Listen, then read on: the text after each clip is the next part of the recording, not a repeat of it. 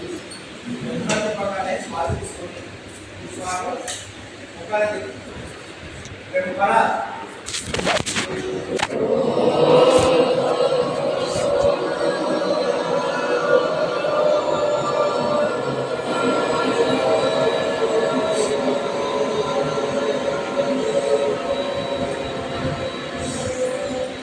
భాష తీసుకుంటాం.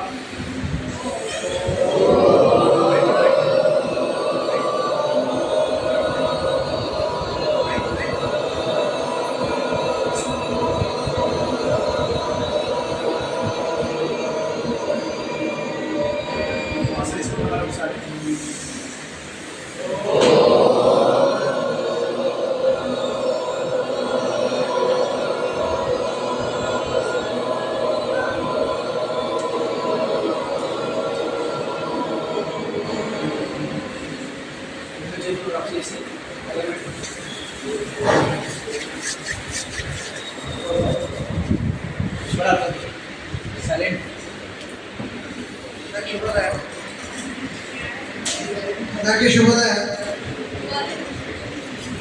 కాలాంశం తీసుకోవడానికి వచ్చిన వారికి పరిచయం చేస్తాను. దర్బార్ శ్రీనివాస్ గారు నరకత్పడ బాగ్ సంపర్క బంధు పూర్వము రామతపూర్ నగర్ సంపర్క బంధు ఉండేది ఎస్ఎంఆర్ అపార్ట్మెంట్స్లో వృత్తిరీత్యా సైబర్ సెక్యూరిటీ వారి కాలాంశం తీసుకుంటారు.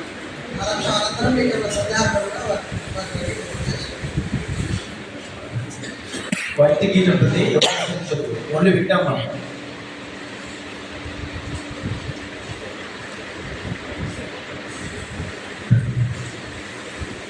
శివుడే తానై శివుని కొలిచినట్టు రాష్ట్రదేవతారాధనము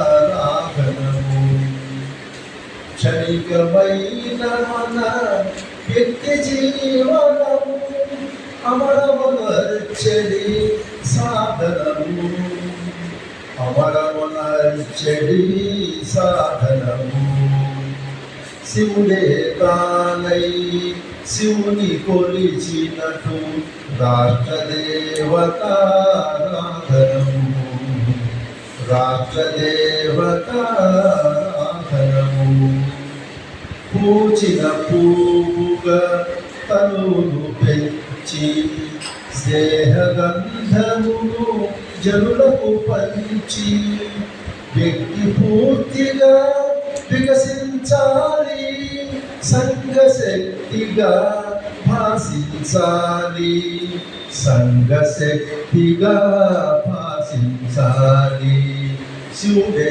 తానై శివుని కొలిచినట్టు రాష్ట్రదేవతారాధనము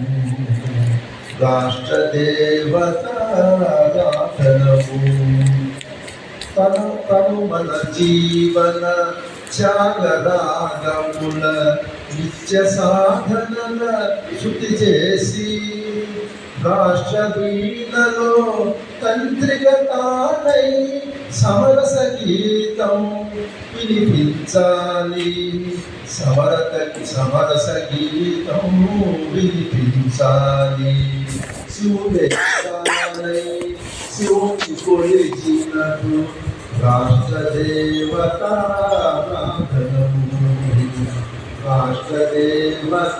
రాష్ట్రదేవతారాధనము మన మాటలలో మన చేతలలో మన ఎదవియే ప్రతి కదలికలో మన మాటలలో మన చేతలలో మన ఎదమదవియే ప్రతి కదలికలో మన సమాజ హితమే మన స్వార్థం మన గురు పూజకు ఇది పరమార్థం మన గురు పూజకు ఇది పరమార్థం శివుడే తానై శివుని కొలిచినట్టు రాష్ట్రదేవతారాధనము రాష్ట్రదేవతారాధనము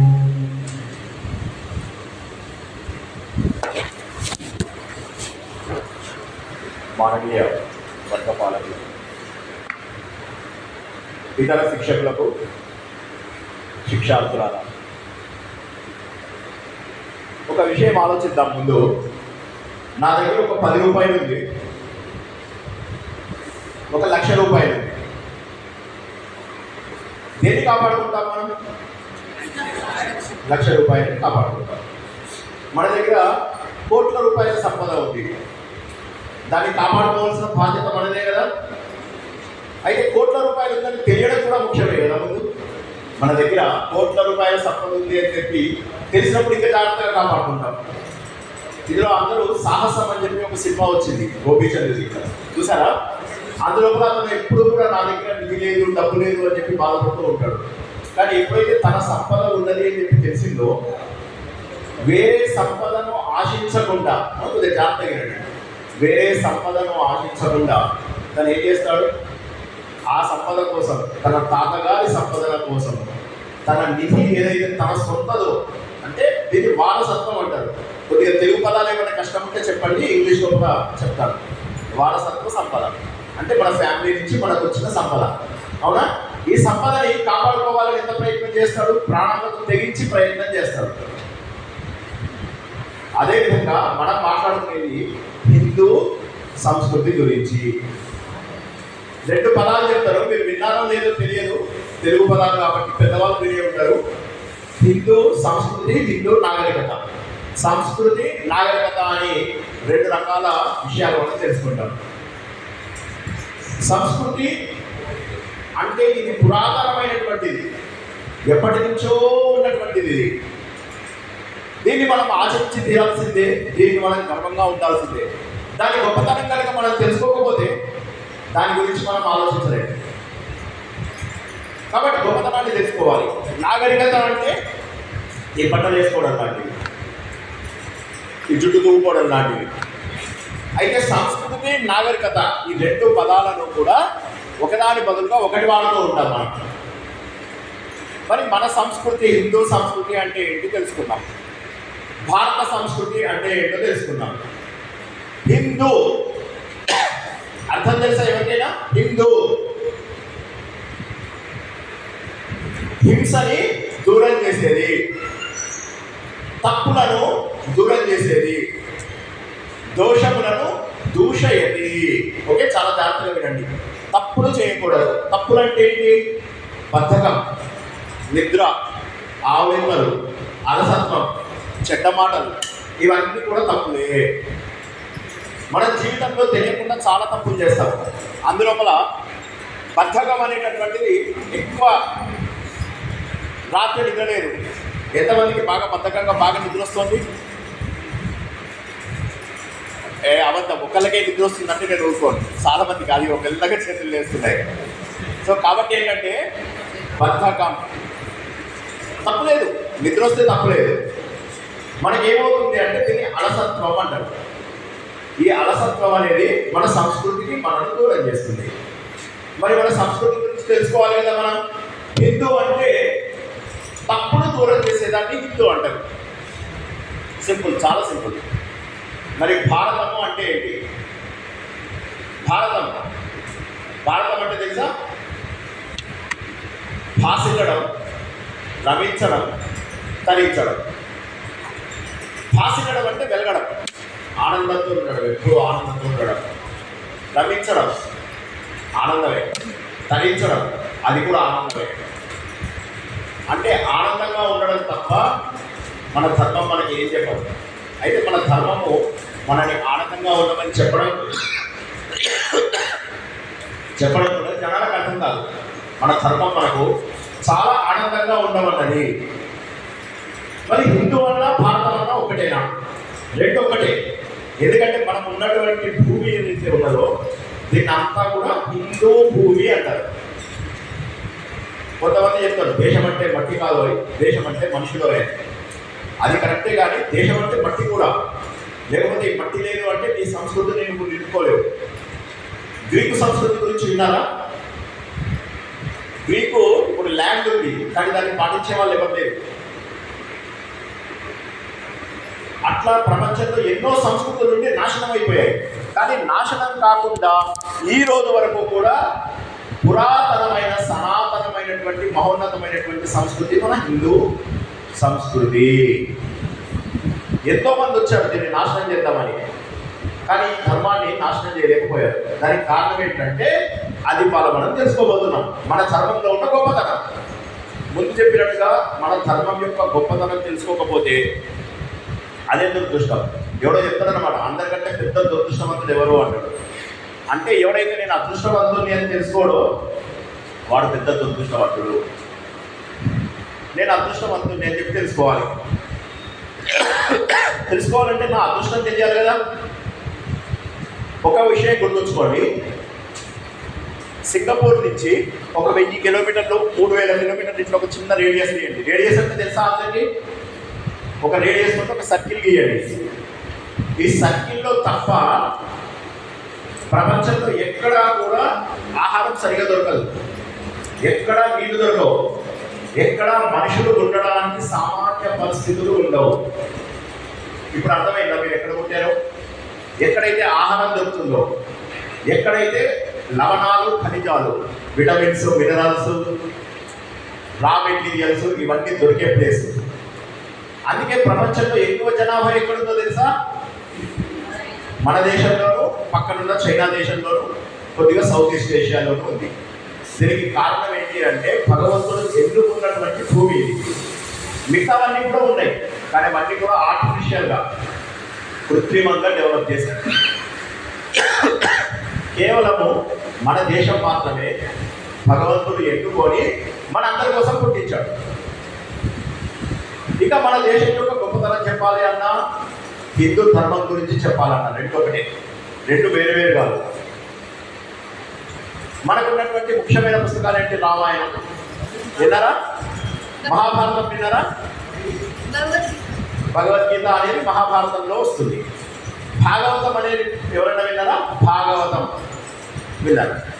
వీటన్నిటిలో కూడా మనకి ఏం చెప్తారంటే నువ్వు ఎలా బతకాలి, ఏమి సాధించాలి, ఎలా బతకాలి, ఏమి సాధించాలి.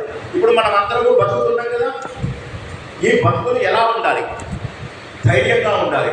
మనకు శ్రీ ఒక మాట చెప్తాడు, కొంతమంది కుర్రవాళ్ళు పుట్టుకతో వృద్ధులు, పేర్లకి ఫకీర్లకి పుకార్లకి నీ బతులు.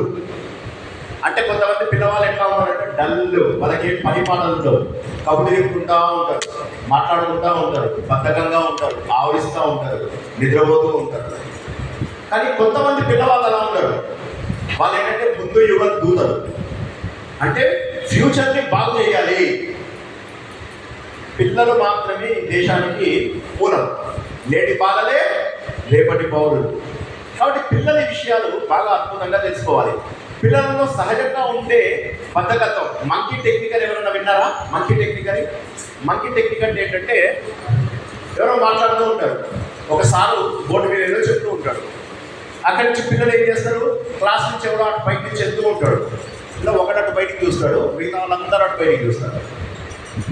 వాళ్ళకి సంబంధం ఉన్నది ఇక్కడ, కానీ వాళ్ళు చూస్తున్నది అక్కడ. ఇలా కనుక మీకు ఉంటే జీవితంలో ఎదుగుదల కష్టమని గుర్తుంచుకోండి. ఇవాళ రాసి పెట్టుకోండి, ఇంకా చదువు మానేయండి. దీన్ని మంకీ అంటారు. ఈ మంకీ టెక్నిక్ తోటి మనం ఏం నేర్చుకోవాలి? మన ధ్యాస ఎప్పుడైతే పక్కకి వెళ్తుందో అప్పుడు మనం అటువైపు నుంచి మళ్ళీ ఎటువైపు అయితే మన ధ్యాస ఉండాలో అటువైపు పంపించాలి. ఆ ధ్యాస ఉంటే లాభం ఏంటి? అందరూ భాగవతం విన్నారు కదా, ఈ భాగవతం రాసిన ఆయన పేరు వేదవ్యాసుడు. ఈ భాగవతాన్ని చెప్పింది ఎవరో తెలుసా? వేదవ్యాసుని యొక్క కుమారుడు, ఆయన పేరు శుక బ్రహ్మ. ఎవరు? శుక బ్రహ్మ. ఆయన ఎవరి కుమారుడు? ఇది చెప్పడానికి కారణం ఏంటంటే భాగవతము పరీక్షితులో ఒక ఆయన ఉంటాడు. ఆయన ఎవరు అంటే అర్జునుని యొక్క మనవడు. ఆయనకు ఒక శాపం ఉంటుంది. ఆ శాపం వల్ల పాము చేతి లోపల చనిపోవాలి, వారం రోజుల లోపల చనిపోవాలి. మరి వారం రోజుల్లో నేను కనుక చనిపోతే నా జీవితం ఏంటి? చిన్నతనంలోనే నా జీవితం పోగొట్టుకుంటే ఎట్లాగా అంటాడు. అనగానే భాగవతం విను, వారం రోజుల్లో నీ జీవితము అద్భుతంగా సఫలమవుతుంది, it will be successful forever అని చెప్పి చెప్తాడు. చెప్పగానే మనకు చెప్పడానికి ఎవరు రావాలి అంటే కొడుకు వస్తాడు. ఎవరు? శుక బ్రహ్మ వస్తాడు. రాసిందేమో తండ్రి, చెప్పేదేమో కుమారుడు. కుమారుడు వచ్చి చెప్పడానికి కూర్చోగానే తండ్రి కూడా లేచి నిలబడతాడు. మిగతా వాళ్ళందరూ గౌరవంగా లేచి నిలబడతారు. అందరూ కూడా శ్రద్ధగా వినడానికి ఇష్టపడతారు. ఇందాక చెప్పినటువంటి మంకీ టెక్నిక్ ఏదైతే ఉన్నదో దాన్ని మనం ఉపయోగించుకోవాలి. శ్రద్ధ లేనిదే జ్ఞానం లభించదు. భగవద్గీత అని ఇందాక అందరూ అన్నారు కదా, విన్నారా భగవద్గీత అందరూ? వినని వాళ్ళు ఒకసారి చేయలేపండి. భగవద్గీత వినని వాళ్ళు వినలేదా ఇప్పటివరకు? ఇద్దరు చిన్నపిల్లలు ఇద్దరు వినలేదు, నో ప్రాబ్లం. భగవద్గీత వినని వాళ్ళు కూడా ఉన్నారు, ఇద్దరు ముగ్గురు నలుగురు. సో ఈ పుస్తకంలో ఏం చెప్తారంటే శ్రీకృష్ణ భగవానుడు శ్రద్ధవాన్ లభతే జ్ఞానం అంటాడు. శ్రద్ధగా ఉన్నవాడికి మాత్రమే జ్ఞానం వస్తుంది. ఏ మనిషి కూడా కుదురుగా ఉండడం కష్టం. అందుకోసం అని చెప్పేసి మనకు భాగవతంలో ఏం నేర్పిస్తారు అంటే, తండ్రి కుమారుడు చెప్తున్నా కూడా శ్రద్ధగా కూర్చున్నాడు. కొంచెం శ్రద్ధగా వింటూ అన్ని విషయాలని తన కుమారుడు తనకంటే బాగా చెప్తున్నందుకు సంతోషపడుతున్నాడు. ఎంత గొప్ప విషయమో అర్థం చేసుకోండి. మన సంస్కృతి మనకి ఏం నేర్పించింది అంటే, నువ్వు ఎలా ఉండాలి అని చెప్పి నేర్పించింది. శ్రద్ధగా ఉండాలి అని నేర్పించింది. లేకపోతే ఏమవుతుంది, మన సంస్కృతిని పాటించకపోతే మనకు పాడైపోతాం. పాడైన వాళ్ళు లేదా ఇంతకు చాలా మంది ఉన్నారు, పాడైన వాళ్ళు చాలా మంది ఉన్నారు. కానీ మన సంస్కృతిని పాటించకపోతే ఖచ్చితంగా పాడవుతాం. మరి మన సంస్కృతిలో ఎందుకు గొప్పది? మనకి ఎంతమంది దేవుళ్ళు ఉన్నారు? చాలా మంది ఉన్నారా? ఒక్కళ్ళే ఉన్నారా? చాలా మంది ఉన్నారు. మన ధర్మం యొక్క గొప్పతనం ఏంటంటే, ఒక్కడే దేవుడు అన్నాం అనుకో, అది కూడా కరెక్టే. ఎందుకంటే ఒకటే దేవుడు ఇంతమంది దేవుళ్ళని పుట్టించాడు కాబట్టి ఎంతమంది దేవుళ్ళు అంటే ఒక్కడే దేవుడు అన్నాం అనుకో, ఓకే, నో ప్రాబ్లం. లేదు 33 కోట్ల మంది దేవతలు ఉన్నారు అన్నారు అనుకో, అది కూడా కరెక్టే. 33 కోట్ల మంది దేవతలు ఎవరో తెలుసా? వాళ్ళు 33 కోట్లు. కోటి అంటే గ్రూప్ అని మీనింగ్ అన్నమాట. 12 ఆదిత్యులు అంటారు, 12 మంది ఆదిత్యులు. ఏకాదశ రుద్రులు అంటారు, 23 మంది అయినారు. అష్టవసువులు, ఎంతమంది అష్టవసువులు అంటే 8. ఎంతమంది అయ్యారు ఇప్పుడు? మొత్తం 31. ఇంకొక 2 వాళ్ళని అశ్విని దేవతలు అంటారు, అంటే డాక్టర్స్. ఓకేనా? 33 మంది. ఇప్పుడు ఆ పిల్లోడు చెప్తాడు. ఇప్పుడు మొత్తం అన్ని కూడా ఆ పిల్లోడు కబుర్లు చెప్తున్నాడు కదా, ఆ పిల్లోడు ఇప్పుడు చెప్తాడు మొత్తం. నాయన నువ్వే చెప్పగలుగుతావా అన్ని? శ్రద్ధవాన్ లభతే జ్ఞానం. శ్రద్ధగా ఉంటేనే జ్ఞానం వస్తుంది. 33 కోట్ల దేవతలు. ఎవరైనా అడిగితే హిందువులు తెల్లముఖం వేస్తారు అంటారన్నమాట. మన దగ్గర జవాబులు లేవండి. సరే, ఇప్పుడు జవాబు చెప్పేది కదా. మీ ఫ్రెండ్స్ ఎవరైనా అడిగితే జవాబు చెప్పండి, మాకు 33 కోట్ల దేవతలు ఉన్నారు. అంతేగాని చెప్పేటప్పుడు వినకుండా తర్వాత ఎవరైనా అడిగారంటే లాభం ఏంటి? వేరే మతం వాడు రేపు క్వశ్చన్ వేస్తాను నువ్వు జవాబు చెప్పే స్టేజ్లో ఉన్నావా? దేవుడు ఒక్కడేనా? ఒక్కడే దేవుడు. ఎందుకంటే అందరి దేవుళ్ళకు మూలం ఒక్కడే. లేదు 33 కోట్ల మంది, అవును 33 కోట్ల మంది. ఒకే దేవుడు అనేక రూపాలలో ఉన్నాడు. ఈ పిల్లవాడిలో ఉన్నాడు, ఇతనిలో ఉన్నాడు, అతనిలో ఉన్నాడు, నీలో ఉన్నాడు, నాలో ఉన్నాడు. శ్రద్ధగా వినకుండా ఉన్న ఆ పిల్లవాడిలో ఉన్నాడు. కబుర్లు చెప్తున్న వాళ్ళ లోపల ఉన్నాడు, ఆ నవ్వుతున్నాడు ఆ పిల్లవాడిలో ఉన్నాడు. వీళ్ళందరిలో కూడా దేవుడు ఉన్నాడు. కానీ దురదృష్టం ఏంటంటే వాళ్ళకు దేవుడు ఉన్నాడని తెలియకపోవడం. దేవుడు ఉన్నాడు అని చెప్పి తెలియకపోవడం వల్ల క్రిస్టియన్స్ ఏమంటారు తెలుసా? వాళ్ళని సైతాన్ అంటారు. రాక్షసులు ప్రవేశిస్తారు, వారి ఎవరికి రాక్షసులు ప్రవేశిస్తారు. నువ్వు నిజమైన హిందువు అయితే శ్రద్ధగా ఉండి మన ధర్మం గురించి నేర్చుకున్న తప్పుడు మాత్రమే నువ్వు వేరే ధర్మాల వారికి జవాబులు చెప్పగలుగుతావు. దేవుడికి రూపం ఉన్నదా? రూపం ఉందా లేదా? ఉంది. రాముడు, కృష్ణుడు, వెంకటేశ్వర స్వామి వీళ్ళందరినీ చూస్తున్నాం కదా. మరి దేవుడికి రూపం ఉందంటారు. దేవుడికి రూపం లేదా? లేదు, రూపం లేదు. వేరే మతాలన్నీ కూడా ఏమంటాయి? దేవుడికి రూపం లేదు అంటాయి. మన మతంలో కూడా దేవుడికి రూపం లేదు. భగవద్గీతలో కూడా ఒకసారి అర్జునుడికి డౌట్ వస్తుంది. ఆయన ఏమంటారంటే, నాకేమో నువ్వు విశ్వరూపం చూపించావు అంటే దేవుడికి ఒక రూపం ఉంది. మరి నువ్వేమో చెట్టు లోపల ఉన్నా, పుట్ట లోపల ఉన్నాయి, కుర్చీ లోపల ఉన్నా, మైక్ లోపల ఉన్నాను, అందరిలో ఉన్నాను అంటున్నావు. ఎన్ని రూపాలలో ఉంటే నీకు ఏ రూపంలో పూజించేది? నీకు అసలు రూపం ఉందా, రూపం లేదా? ఇదే కదా వేరే మతం వాళ్ళు మనం అడిగేది. మన మతంలో ఏమంటాడంటే నీకు ఆ ఫ్రీడమ్ ఉంది అంటున్నాడు. ఆ ఫ్రీడమ్ని నాశనం చేసుకోవద్దు, ఆ ఫ్రీడమ్ని నాశనం చేసుకోవద్దు. పిల్లవాడుగా ఉన్నప్పుడే మొక్కై వంగనిది మానై వంగున. చిన్న పిల్లలుగా ఉన్నప్పుడే కనుక ఇవన్నీ నేర్చుకోకపోతే పెద్దయిన తర్వాత నేర్చుకోలేవు.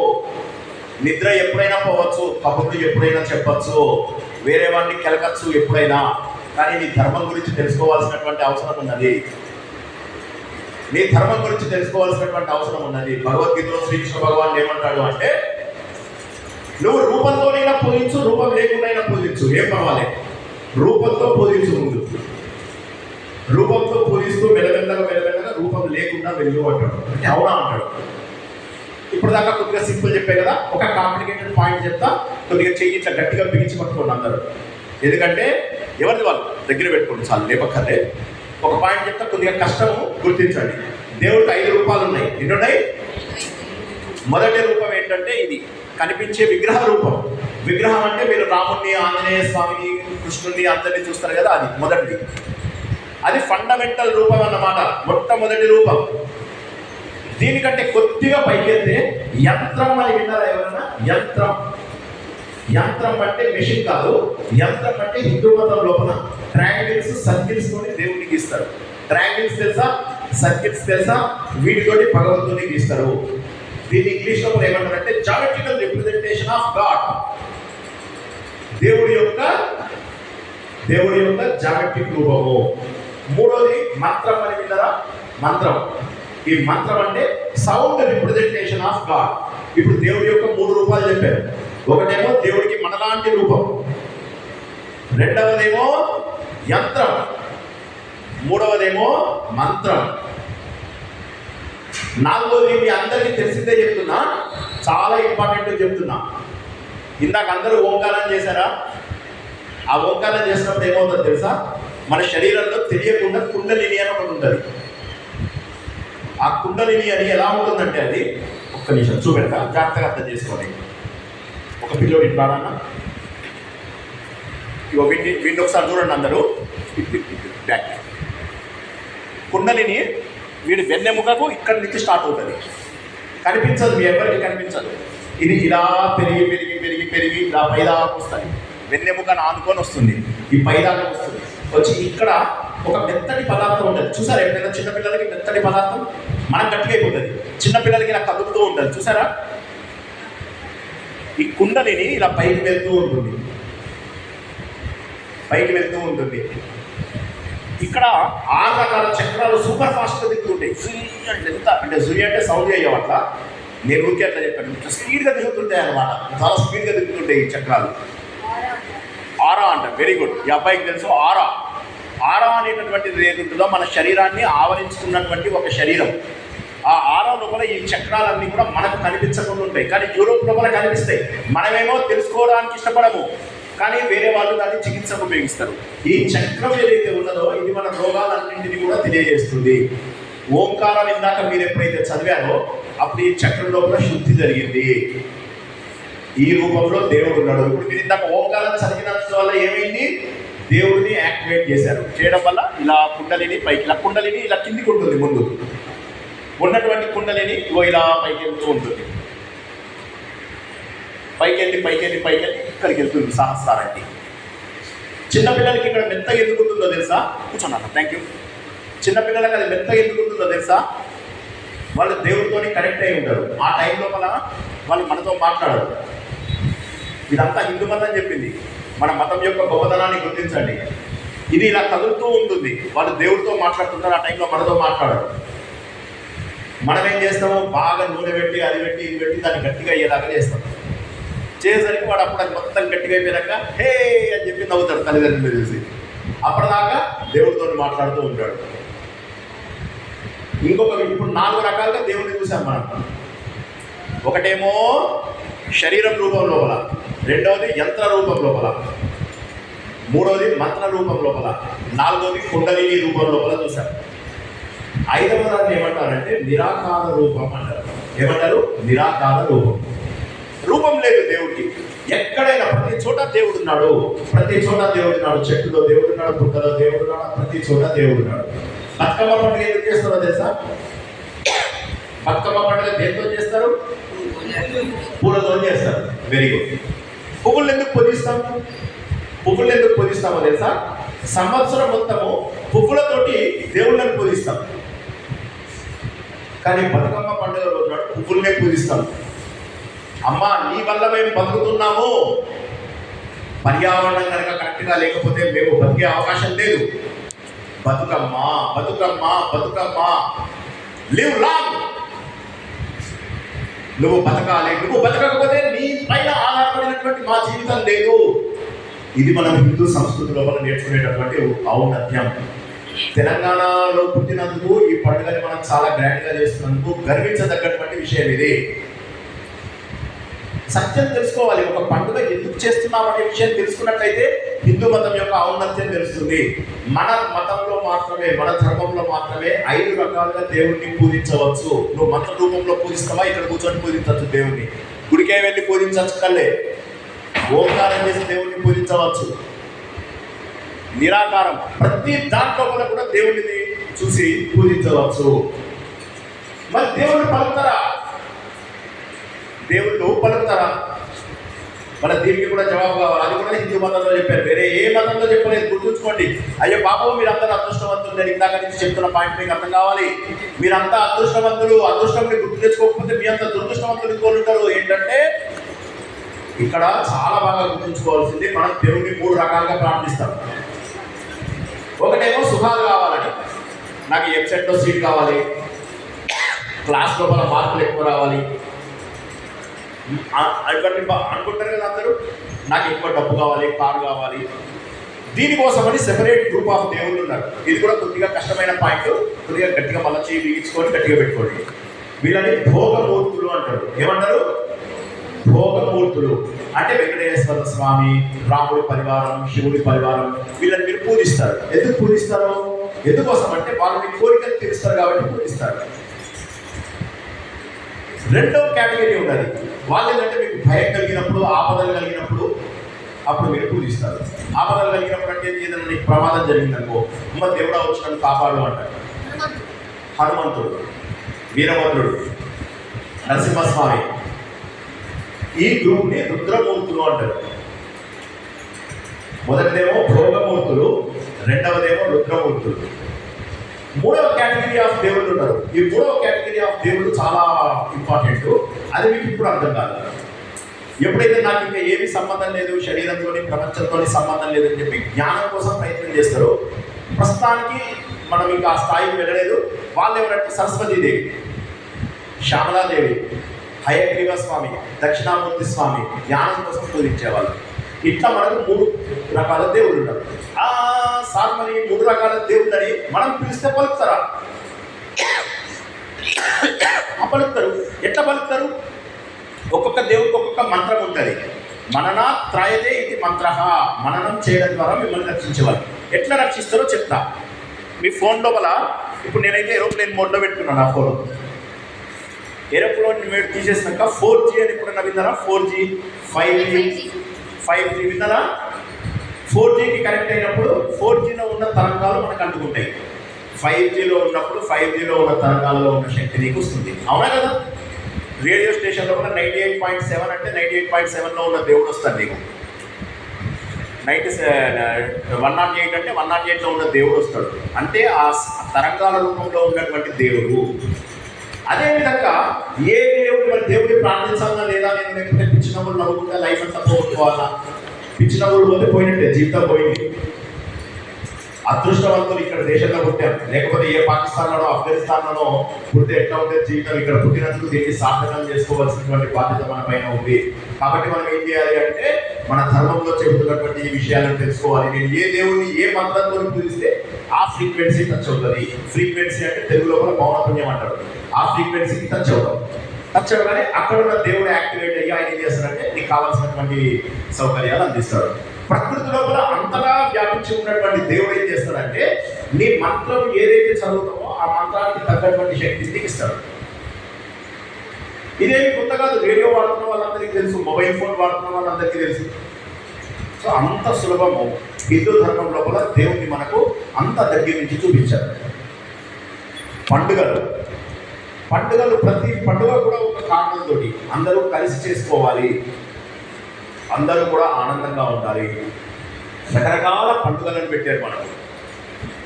ఋతువులు, ఒక్కొక్క ఋతువుకు తగ్గటువంటి ఆలోచనలు, ఒక్కొక్క ఋతువుకు తగ్గటువంటి ఆహారం. నేను ఇంతకుముందు ఏం చెప్పాను, హాంకాంగ్ దగ్గర నుంచి సింగపూర్ దగ్గర నుంచి ఒక 3000 కిలోమీటర్లు ఇలా తిప్పితే ఇది మాత్రమే దేవుడు ఉండే ప్లేస్, ఇది మాత్రమే న్యాచురల్గా డెవలప్ అయింది. నదులన్నీ ఇక్కడనే, ఖనిజాలన్నీ ఇక్కడనే, పంటలు పండేది ఇక్కడనే, విటమిన్స్ అన్నీ ఇక్కడనే, మినరల్స్ అన్నీ ఇక్కడనే, మనుషులలో శక్తి ఇక్కడనే.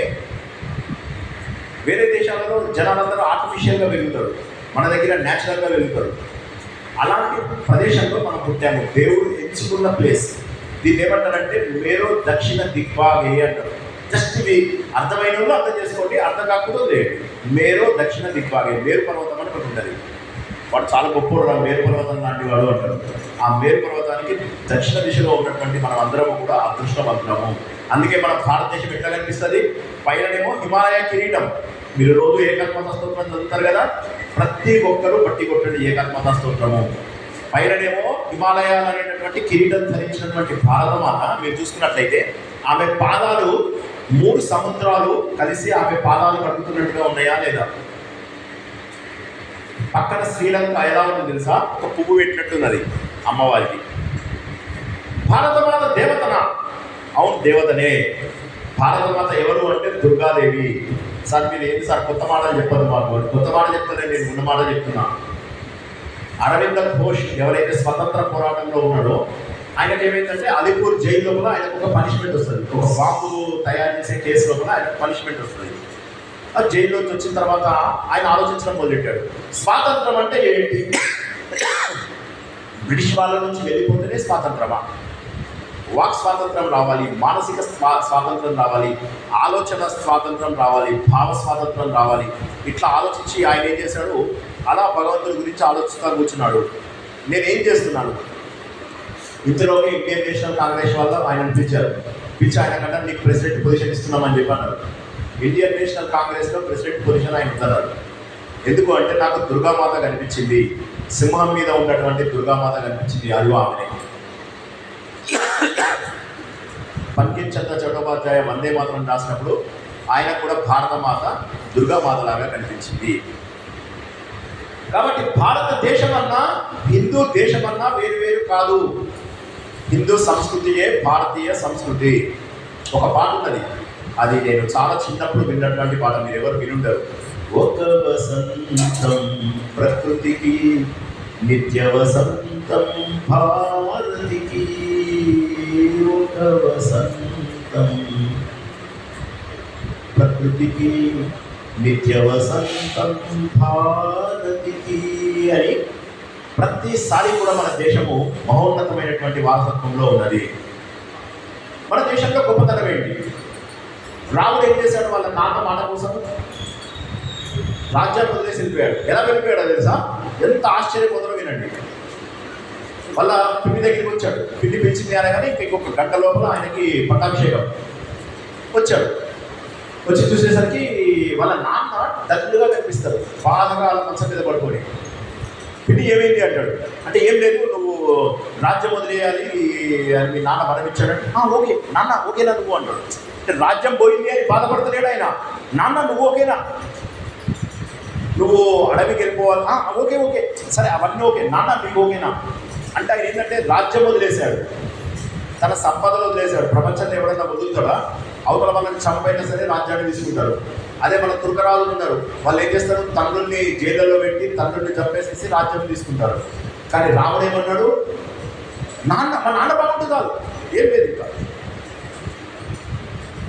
అలాంటి మహానుభావుడు రాముడు రావణాసురుడి పైన యుద్ధం గెలుస్తాడు కదా, గెలుస్తాడా లేదా? గెలిచినప్పుడు మరి లంక ఎక్కడ చూసినా కూడా బంగారమయమే. లంక ఎక్కడ చూసినా బంగారమయమే, అద్భుతంగా ఉంటుంది లంక. అది రాముడు ఆల్రెడీ సాధించేశాడు. రాముడు సాధించడం వల్ల ఏమైంది? ఇప్పుడు ఆ లంక రాముడు అయిపోయింది కదా. లక్ష్మణుడు అంటాడు, కొత్త అయినా తీసుకుంటే బాగుంటుందేమో లంక లోపల, నువ్వు అన్నేమో విభీషణుడికి ఇచ్చేస్తున్నావు అన్నయ్య, అన్ని విభీషణుడికి ఇస్తున్నావు, అట్లా కాదు, మనకు కొత్త తీసుకుందాం లంకలోంచి అంటాడు. అంటే అప్పుడు రాముడు ఏమంటారు తెలుసా, అభిస్మరణమయం లంక నమే లక్ష్మణ రోచతే జననీ జన్మభూమిశ్చ స్వర్గాదపి గరీయసే. లక్ష్మణ, ఈ లంక స్వర్గంలో ఈ స్వర్గం కంటే గొప్పది, స్వర్ణం కంటే గొప్పది అయిండొచ్చు, కానీ నాకు మాత్రం నేను పుట్టిన ఇల్లు, నా తల్లి, ఇవి స్వర్గం కంటే కూడా గొప్పవి. ఇంతకంటే ఉదాత్తమైన పాత్ర మనకి ఎక్కడైనా ఉన్నదా ఒకసారి ఆలోచించండి. ఒకసారి ఏమవుతుంది, రావణాసురుడు సీతను ఎత్తుకుపోయినప్పుడు రాముడికి సీతను ఎట్లా గుర్తించాలో చూస్తారు. ఇంతలోకి వీళ్ళు వాడలంతా కలిసి సీతాదేవి నగలు తీసుకొని ఇస్తారు. ఇయగానే లక్ష్మణుడితో అంటాడు, లక్ష్మణ మీ వదిన నగలైనా ఒకసారి చూసుకో అంటాడు. ఇప్పుడు లక్ష్మణ్ అంటాడు, అన్న ఈ నగలల్లో నేను ఒక్కటి కూడా గుర్తుపట్టాను. కారణం ఏంటి తెలుసా, నేను నా వదినని కాళ్ళు తప్ప పాదాలు తప్ప నేను ఇది చూసేవాడిని కాదు, కేవలం పాదాలు మాత్రమే చూసేవాడిని. కాబట్టి అవి మట్టెలు మాత్రం నేను గుర్తుపడతా, ఇవి వదినవే అని చెప్పి అన్నాడు. ఎంత గొప్ప ఔన్నత్యం మనకు చిన్నప్పటి నుంచి నేర్పిస్తున్నారో గుర్తుంచుకోండి. చిన్నప్పటి నుంచి మనకు స్కూల్లో ఏం చెప్తారు, సత్యం వద ధర్మం చర. ఎప్పుడు సత్యమే మాట్లాడు, అబద్ధాలు మాట్లాడకు. ధర్మం చర, ఎప్పుడు ధర్మబద్ధంగానే జీవితంలో నడువు అని చెప్పి. వేరే మతాలలో ఇలా చెప్పారు, వేరే మతాలలో కూడా బానిసత్వం ఉంది అంటారు. వాడు ఏం చేస్తాడు, వేరే మతాలు వచ్చే వరకు మన దేశంలో ఏం జరిగిందో చెప్తే మీరు ఆశ్చర్యపోతారు. మన దేశంలో కూడా మనం కొట్టుకునేవాళ్ళం. రాజ్యాలు ఉండేవి, ఈ రాజు ఆ రాజుతో కొట్టాడేవాడు, ఆ రాజు ఇంకో రాజుతో కొట్టాడేవాడు, రాజ్యం సాధించేవాడు మొత్తం మీద. కాకపోతే ఏమయ్యేదంటే మనం మళ్ళీ రాజు ఓడిపోయిన తర్వాత నేను ఓడిపోయాను అనగానే మళ్ళీ ఆ రాజుని సకల మర్యాదలతో వెనక్కి పంపించేవాళ్ళు, రాజ మర్యాదలు చేసి వెనక్కి పంపించేవాళ్ళు. ఇదే మనం కొనసాగిస్తున్నాం. ఎందుకంటే మనం అందరినీ సమానంగా పూజించాలి. ఎందుకని, ఏకం సత్ విప్ర బహుళా వదంతి. ఒకే సత్యాన్ని అందరూ అనేక రకాలుగా చెప్తారు, కాబట్టి వేరే మతం వాళ్ళైనా పర్వాలేదు అనే భావన మనకుండే. ఈ టైం లోపల వచ్చాడు మహమ్మద్ బిన్ కాసిం. 700 సంవత్సరాలు 700 లోపల వచ్చాడు మహమ్మద్ బిన్ కాసిం. వచ్చి రాగానే ఇంకా ఆయన ఊరుకోలే. దహేర్ సేన్ అని ఎవరైతే ఉంటాడో ఆయనను దండయాత్ర, సింధు మీద దండయాత్ర చేశాడు. చేయగానే ఏమైంది, ఆయన ఓడగొట్టాడు. ఈయన మాట ఓడగొట్టాడు మహమ్మద్ బిన్ కాసిం. 6 సార్లు 7 సార్లు ఓడిపోయిన తర్వాత ఒక్కసారి మహమ్మద్ బిన్ కాసిం గెలుస్తాడు. గెలవగానే వాడు ఏం చేశాడు తెలుసా, తన దగ్గర ఉన్నటువంటి కత్తిని తీసుకొని ఇక్కడ ఈ తలల పైన ఒక్కొక్కరిని పగలగొట్టి వాళ్ళని మతం మార్చడం మొదలెట్టాడు. ఆ రోజు వరకు ఇటువంటి హింస గురించి తెలియని వాళ్ళు మన వాళ్ళు. యుద్ధంలో కూడా పోరాడేవాళ్ళు, రాజులు వెళ్ళిపోయేవాళ్ళు అంతే. కానీ ఇలాంటి క్రూరత్వం చూసింది మొట్టమొదటిసారి మనం. మహోన్నతమైనటువంటి సంస్కృతిలో పెరిగినటువంటి మనము అత్యంత క్రూరత్వాన్ని చూడాల్సి వచ్చినటువంటి సమయం. అప్పటి నుంచి మొదలైంది దండయాత్రలు. ఈయనకంటే ముందు కూడా దండయాత్ర చేసిన వాళ్ళు ఉన్నారు. గ్రీక్ రాజులు విన్నారు కదా, ప్రపంచాన్ని జయిస్తా అని చెప్పి ఎవరు వచ్చారు, అలెగ్జాండర్ లాంటి వాడు కూడా మన దేశం గురించి ఏమనుకోలేదు. ఒకసారి ఒక ముడి దగ్గరికి వచ్చి ఆయన అంటాడు, నీ తగ్గ నమ్మేసి నేను చంపేస్తాను మాట వినకపోతే. అంటే నువ్వు చంపేది నా శరీరాన్ని, నేను శరీరాన్ని కాదు నేను ఆత్మని అంటాడు. అనగానే అలెగ్జాండర్ లొంగిపోతాడు. గ్రీకులు, హూనులు, కుషానులు చాలా మంది వచ్చారు మన పైన దండయాత్ర చేయడానికి. కానీ వాళ్ళందరూ ఏం చేశారు తెలుసా, మన దేశం కల్చర్లో కలిసిపోయారు. తర్వాత తుర్కాలు వచ్చారు. వచ్చినప్పుడు వాళ్ళు ఏం చేశారంటే ఈ సంస్కృతిని చూసి ఆశ్చర్యపోయారు. ఇంత సంపద ఎక్కడిది, వాళ్ళకి ఎక్కడ కనీసం నీటి దొరకని ప్లేస్ వాళ్ళవి. మనదేమో హిందూ సంస్కృతి, చక్కగా ఎక్కడ చూసినా కూడా జనాలలో ఆనందము, పర్యావరణము, కుటుంబము, విలువలు, మంచితనము ఇవన్నీ మన దగ్గర ఉన్నాయి. వాళ్ళ దగ్గర ఇవన్నీ లేవు కదా. వాళ్ళేమో రౌడీలు, రాక్షసులు, బానిసత్వం. అసలు బానిస అనే పదం మన హిందూ మతంలో లేదు తెలుసా. బానిస అనే పదం వాళ్ళకి ఏంటంటే వాళ్ళ పుస్తకాలలోనే ఉంది బానిసత్వం అనేది. అవతల బానిస అంటే వాడు ఏంటంటే నువ్వు గొర్రెలను పెంచుకుంటావు, పశువులను పెంచుకుంటావు కదా, అట్లనే నలుగురు బానిసలు ఇంట్లో పెట్టుకో. అలాంటి కుక్క జాతి వాళ్ళని. కానీ మనమేంటి, అద్భుతమైనటువంటి విలువలు కలిగినటువంటి మనని వాళ్ళు వచ్చి తలల మీద పగలగొడుతూ ఒక్కొక్కరిని మతం మార్చడం మొదలెట్టారు. తల్లులు దెబ్బలకు మనకు భయపడకుండా హిందువులుగా మిగిలాము. ఈ రోజు నాడు ఇట్లా కూర్చొని మీరు హిందూ మతం గురించి వింటున్నారు అంటే మీ ముత్తాతలు ఎవరైతే ఉన్నారో ఎన్ని రకాల తల్లు దెబ్బలకు వాళ్ళు భయపడకుండా ఇలా ఉన్నారో తెలుసా మీకు. ఔరంగజేబు ఉన్నప్పుడు జిజియా ట్యాక్స్ అని ఒకటేసేవాడు. జిజియా ట్యాక్స్ వింటే ఆశ్చర్యపోతారు. ఆ జిజియా ట్యాక్స్ ఎలా వేసేవాళ్ళో తెలుసా? జిజియా ట్యాక్స్ కట్టాలి అంటే నువ్వు మతం మారట్లేదని లెక్క అన్నమాట. నువ్వు మతం మారట్లేదు, మతం మారినప్పుడు జిజియా ట్యాక్స్ కట్టాలి. కట్టడానికి నువ్వు వెళ్తే అక్కడ ఒక పెద్ద కౌంటర్ ఉంటుంది. ఆ కౌంటరు 4th కౌంటర్ అన్నమాట. 4th కౌంటర్లో నువ్వు డబ్బు కట్టాలి. ఫస్ట్ కౌంటర్కి వెళ్ళగానే వాడు ఏం చేస్తారంటే, ఏంటి అంటే నేను మీ మతంలో మారట్లేదు, జిజియా ట్యాక్స్ కట్టడానికి వచ్చానంటే దాదా అని చెప్పేసి వాడు నోరు తెరువు అంటాడు. నోరు తెరవగానే వాడు నోట్ నొప్పేస్తాడు. ఎందుకంటే వాడు సైతాన్ అన్నమాట. ఎవరైతే తుర్క మతంలోకి మారడో వాడు సైతాన్. రెండో వాడు ఫస్ట్ కౌంటర్ అయిపోయింది కదా, సెకండ్ కౌంటర్లోకి వెళ్తాడు. వెళ్ళగానే వాడు ఎందుకు వచ్చినావు అంటే నేను జిజియా ట్యాక్స్ కట్టట్లేదు అంటాడు. అప్పుడు వాడిని ఇట్లా పెట్టి చేతితోటి వాడి దౌడలు పగలేలాగా కొడతాడు. సైతాన్ని కొట్టాంలే అంటాడు, దెయ్యాన్ని కొట్టాంలే అంటాడు. 3వ కౌంటర్కి వెళ్తాడు. ఆ 3వ కౌంటర్ లోపల ఏమవుతుంది? ఆ 3వ కౌంటర్ లోపల వాడు కూర్చొని ఉంటాడు. వాడు మొత్తం ఎక్స్ప్లెయిన్ చేస్తాడు, ఇస్లాం యొక్క గొప్పతనం ఏంటి అది అన్ని ఎక్స్ప్లెయిన్ చేస్తాడు. వాడు అంటాడు, నువ్వు వేరే వాడిని చంపేయచ్చు, వేరే వాడి భార్యని తీసుకోవచ్చు, వాడి పిల్లల్ని తీసుకోవచ్చు, 15 మ్యారేజ్లు చేసుకోవచ్చు, బానిసల్ని పెట్టుకోవచ్చు, ఇవన్నీ చెప్తాడు. వీడు వినడు. అప్పుడు 4వ కౌంటర్ లోపల డబ్బు కట్టించుకుంటారు. సిక్కు గురువు ఆయన పైన వేడి నీళ్ళు ఇట్లా పోస్తుంటే చర్మం ఊడిపోయేది. చర్మం ఊడిపోయినా సరే ఆయన ఏమన్నాడు తెలుసా? నేను మతము మారను. ఇవి మన అందరికీ కూడా నిదర్శనం ఏంటంటే, మన భారతీయ సంస్కృతి, హిందూ, సిక్కు, జైను, బౌద్ధ మతాలు ఏవైతే ఉన్నాయో ఇవి మాత్రమే శాశ్వతమైనటువంటివి, మరేవి కూడా శాశ్వతమైనటువంటివి కాదు. బౌద్ధ మతంలో బుద్ధుడు మన దేవుడు, జైన మతంలో మన మొదటి తీర్థంకరుడు ఎవరైతే ఉంటాడో ఋషభుడు, ఆయన మన విష్ణుమూర్తి అవతారం. సిక్కు మతం అయితే పూర్తిగా హిందూ మతంలోంచి వచ్చినటువంటిదే, వాళ్ళ పేర్లు కూడా మన పేర్లే ఉంటాయి. ఇవి తప్ప వేరేది హిందూ ధర్మం కానీ కాదు. మహోన్నతమైనటువంటి సంస్కృతి. ఎన్ని కష్టాలు పడి మన మతంలోంచి మారకుండా ఉన్నారు. మహాభారతం కనుక చూస్తున్నట్లయితే, బాబు ఏమైనా ప్రశ్న? మహాభారతం కనుక చూస్తున్నట్లయితే ధర్మరాజు ఉంటాడు కదా, ధర్మరాజు అరణ్యానికి వెళ్తాడు కదా. అరణ్యానికి వెళ్ళినప్పుడు ఆయన కూర్చొని అందరూ బ్రాహ్మిన్స్ అందరూ వస్తారు, వచ్చి ఎలా నడిపించాలి, ఎలా ఉండాలి ఇవన్నీ కూడా నేర్పిస్తూ ఉంటారు. ధర్మబద్ధంగా ఎలా ఉండాలి, సత్యం ఎలా మాట్లాడాలి అని. ద్రౌపది దేవి చూస్తుంటుంది. అక్కడేమో జూదం లోపల ఓడిపోయాం మనం. ఇక్కడ చూసినట్టయితే ఈయనేమో పోయి బ్రాహ్మిన్స్తో సోబత్ పట్టిండు, అన్ని మంచి మాటలు వినుకుంటా కూర్చున్నాడు. ఎప్పుడు ప్రతీకారం తీర్చుకుంటాం మేము. అప్పుడు ద్రౌపది వచ్చి అంటదన్నమాట, నువ్వు క్షత్రియుడవు, క్షత్రియుడవై నువ్వు ప్రతీకారం తీర్చుకోకపోతే ఎట్లాగా, నువ్వు బ్రాహ్మణులాగా తయారైపోతే ఎట్లాగా. బ్రాహ్మణుడు శాంతి శాంతి అంటున్నాడు, నువ్వు క్షత్రియుడవి, నా మీద ఎలాంటి అత్యాచారం చేశారో తెలియదా నీకు? ద్రౌపది వస్త్రాపహరణం కంటే ముందు పంచపాండవులు ఉంటారు కదా, వీళ్ళ 5గురికి కూడా బట్టలు కూడా తీస్తారు. ఆ విషయం మనకు చాలా మంది చెప్పరు. 5గురికి బట్టలు కూడా తీస్తారు. పాపం భీముడికి అయితే వాళ్ళు ఇచ్చే గోచి కూడా సరిపోదు, సగం సగమే ఉంటుంది ఆయనకి. అట్లా 5గురికి బట్టలు కూడా తీశారు. ద్రౌపది బట్టలు కూడా తీయలేదు. ఒంటి మీద నగలు కూడా తీశారు, అలా కూర్చోబెట్టారు.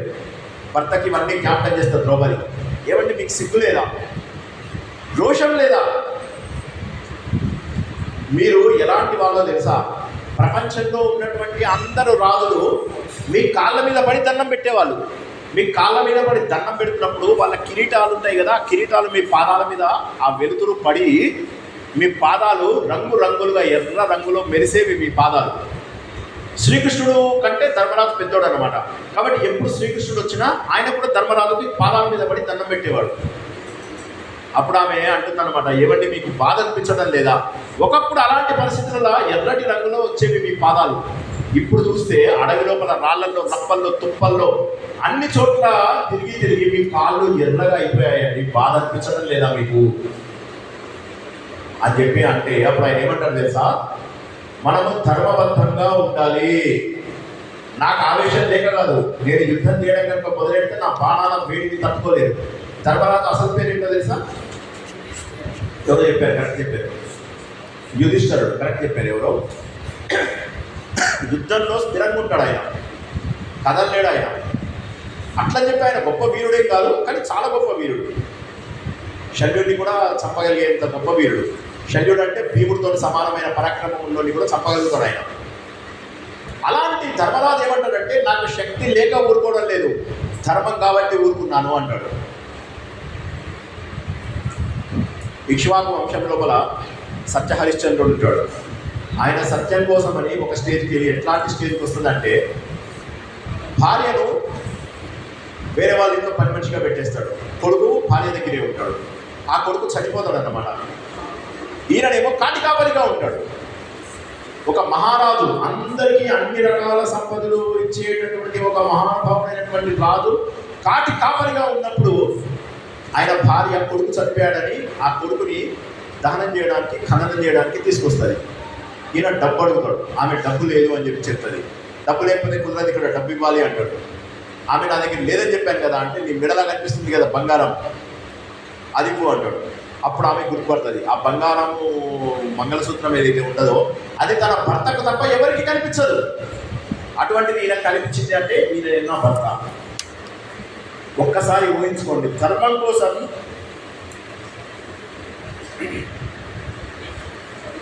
కోసం భార్య పిల్లలు సర్వస్వం త్యాగం చేసినటువంటి వాళ్ళు. మన హిందూ ధర్మం మనకు నేర్పించేది ఏంటి తెలుసా? సత్యం వద, ఎప్పుడు సత్యమే మాట్లాడు, ధర్మం చెర, ఎప్పుడు ధర్మబద్ధమైనటువంటి జీవితమే నువ్వు గడుపు. శ్రీకృష్ణ భగవానుడు అంటాడన్నమాట, మీ అందరి లోపల ఉన్నటువంటిది ఎవరో తెలుసా? నేనే. వేర్వేరుగా లేని ఎక్కడ మమైవాంశో జీవలోకే జీవభూత సనాతన మనశ్చానింద్రియాన్ని ప్రకృతి స్థానికర్షతి. నేను అందరిలో ఉన్నాను, అటువంటిప్పుడు నేను మీ అందరికీ వేరుగా లేదు. కానీ మీ దురదృష్టం ఏంటంటే మీకు లోపల దేవుడు ఉన్నాడని తెలియకుండా మీరేం చేస్తున్నారంటే మీలో ఉన్న రాక్షసులను బయటకు వచ్చేలాగా చేస్తున్నారు అని చెప్పి శ్రీకృష్ణ భగవానుడు మనకు చెప్తున్నాడు. శ్రీకృష్ణుడు ఏం చెప్తున్నాడు అంటే, నీ లోపల దేవుడు ఉన్నాడు, నీ లోపల రాక్షసుడు ఉన్నాడు. దైవము అసురు రెండు లక్షణాలు నీలోనే ఉన్నాయి.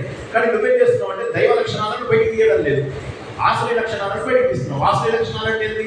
అలసత్వం, బద్ధకం, ఒక దానిపైన మనకు ఫోకస్ లేకుండా ఉండడం.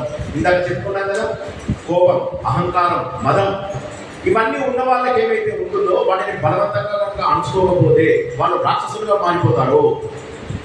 ఇవాళ మనం షార్ట్స్ చూస్తూ ఉంటాం. ఇంతకుముందు వన్డే మ్యాచ్ చూసేవాళ్ళం, అంతకుముందు టెస్ట్ మ్యాచ్ అబ్బా ఎంత బోరింగ్గా ఇప్పుడు వన్డే మ్యాచ్ వచ్చింది అని. వన్డే మ్యాచ్ తర్వాత T20 రాగానే అబ్బా T20 సూపర్ ఫాస్ట్గా అవుతుందని వన్డే మ్యాచ్ బోర్ కొడుతుంది వాళ్ళు. రేపు 10 ఓవర్ మ్యాచ్ వస్తే 10 ఓవర్ మ్యాచ్ చూస్తాం మనం, ఎందుకంటే అటెన్షన్ తగ్గిపోతుంది, రాక్షసులుగా మారిపోతున్నాం. ఒకప్పుడు సీరియల్స్ చూసేవాళ్ళం, సినిమాలు చూసేవాళ్ళం, ఇప్పుడు అన్ని OTTలో చూస్తున్నాం, రీల్స్ మాత్రమే చూస్తున్నాం, ఎందుకంటే ఫోకస్ తగ్గిపోయింది. మనం అందరం రాక్షసులుగా మారుతున్నాం శ్రీకృష్ణుడి వల్ల. మన సంస్కృతిని గుర్తించిన వాడు మాత్రమే బాగుపడతారు. మన సంస్కృతి ఇది అని తెలియకపోతే వాడు నాశనం అయిపోతాడు. సో శ్రీకృష్ణ భగవానుడు ఏం చెప్తారంటే, మనలోనే దేవుడుగా మారిపోయే శక్తి ఉంది. మేము దేవుళ్ళం ఏంటంటే భలే మాట్లాడతారు. అవును, నువ్వే దేవుడివి.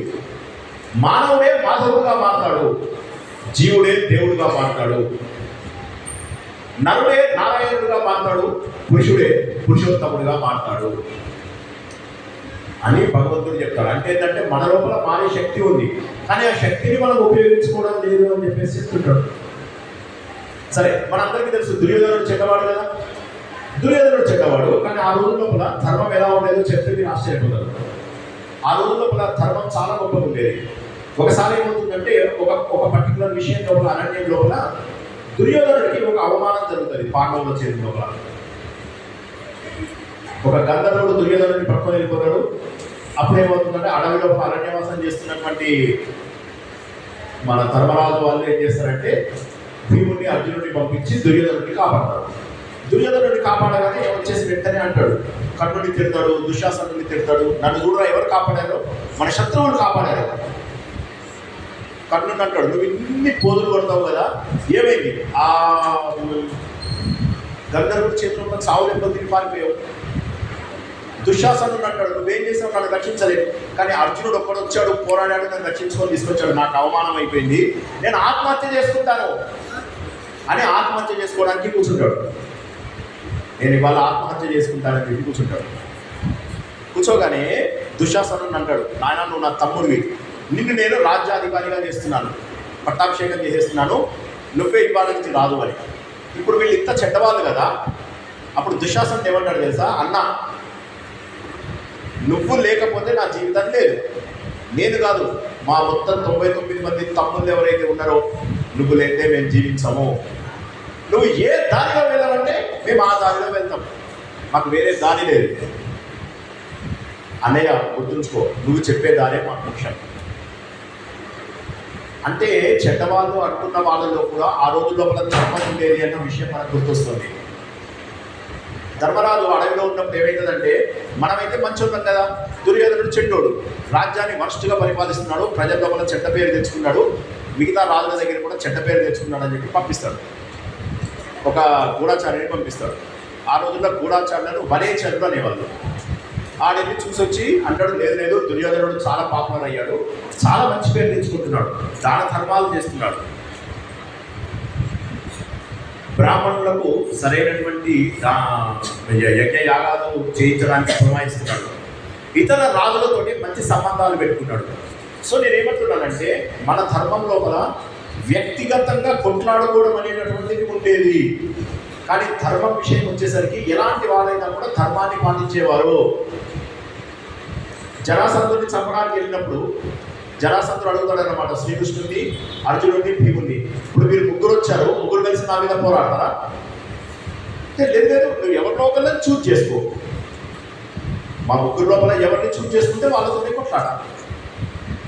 అప్పుడు అతను ఈజీగా గదా యుద్ధంలో వాటి లోపల అర్జునుడిని చూజ్ చేసుకోవచ్చు. కానీ అట్లా కాదు, తనకు సమానమైన వాడిని చూజ్ చేసుకుంటాడు, భీముడినే చూజ్ చేసుకుంటాడు. అంటే ఇక్కడ ఏమనిపిస్తుంది అంటే, ప్రతి చోట కూడా ఎంతో కొంత ధర్మం ఉంది. మళ్ళీ వీళ్ళు ముగ్గురు కూడా జరాసంధుడి దగ్గరికి వెళ్ళేటప్పుడు బ్రాహ్మణ వేషంలో వెళ్తారు. ఎందుకు అంటే, బ్రాహ్మణ వేషంలో మాత్రమే మనకు అక్కడ అధికారం ఉంది లోపలికి వెళ్ళడానికి. మరి ఆయన వేరే రాజులందరినీ చంపేసేవాడు జరాసంధుడు, కానీ బ్రాహ్మణులు వస్తే ఏం కావాలో చెప్పండి మీకు అనేవాడు. అంటే ఆ రోజు లోపల మన మహానుభావులు ఎంత గొప్పగా ఉండేవాళ్ళు తెలుసుకుంటాం మనం. బలిచక్రవర్తి కథ విన్నారు కదా అందరూ. బలిచక్రవర్తి కథ లోపల ఏమవుతుంది, బలిచక్రవర్తి ప్రపంచమంతా జయించేస్తాడు, ఇంద్రుడిని కూడా జయించేస్తాడు. అప్పుడు విష్ణుమూర్తి చిన్న వామనుడి రూపంలో వెళ్తాడు. వెళ్ళగానే ఈయనప్పుడు యజ్ఞం చేస్తూ ఉంటాడు బలిచక్రవర్తి. ఈ పిల్లోడు చిన్న పిల్లోడే, అందరితో సరదాగా కబుర్లు చెప్తుంటాడు, చలోక్తులు వేస్తూ ఉంటాడు. ఏమంటే ఎలా ఉన్నారు, బాగున్నారా, ఫలానా చోట యజ్ఞం బాగా జరిగిందా, అందరిని వెళ్ళి పలకరిస్తూ ఉంటాడు చిన్న పిల్లాడు. ముఖం లోపల దివ్యమైనటువంటి తేజస్సు. అన్నీ అయిపోయిన తర్వాత బలిచక్రవర్తి కూడా చూస్తాడు ఆయనని. చూసి అంటాడు, రామయ్య పిల్లోడా, నీకేం కావాలో చెప్పు, నీకు ఏం దానం చేయాలంటాడు. అంటే నాకేం దానం చేస్తావు, 3 అడుగులు నీకు చాలు అంటాడు. 3 అడుగులు ఏంది, నీకు నేను ఏమన్నా ఇస్తాను చెప్పు, డబ్బు కావాలన్నా, వజ్రాలు కావాలన్నా, నగలు కావాలన్నా, గుర్రాలు కావాలన్నా, ఏమన్నది 3 అడుగులు చాలు అంటాడు. అట్లా కాదు చెప్పు, నా రాజ్యం సగం రాజ్యం ఇచ్చేస్తా అంటాడు. ఈయన కాదు అంటే నా మొత్తం రాజ్యం ఇచ్చేస్తాను అంటాడు. కాదు అంటే నన్ను నేను సమర్పించుకుంటాను అంటాడు. అర్థమైందా?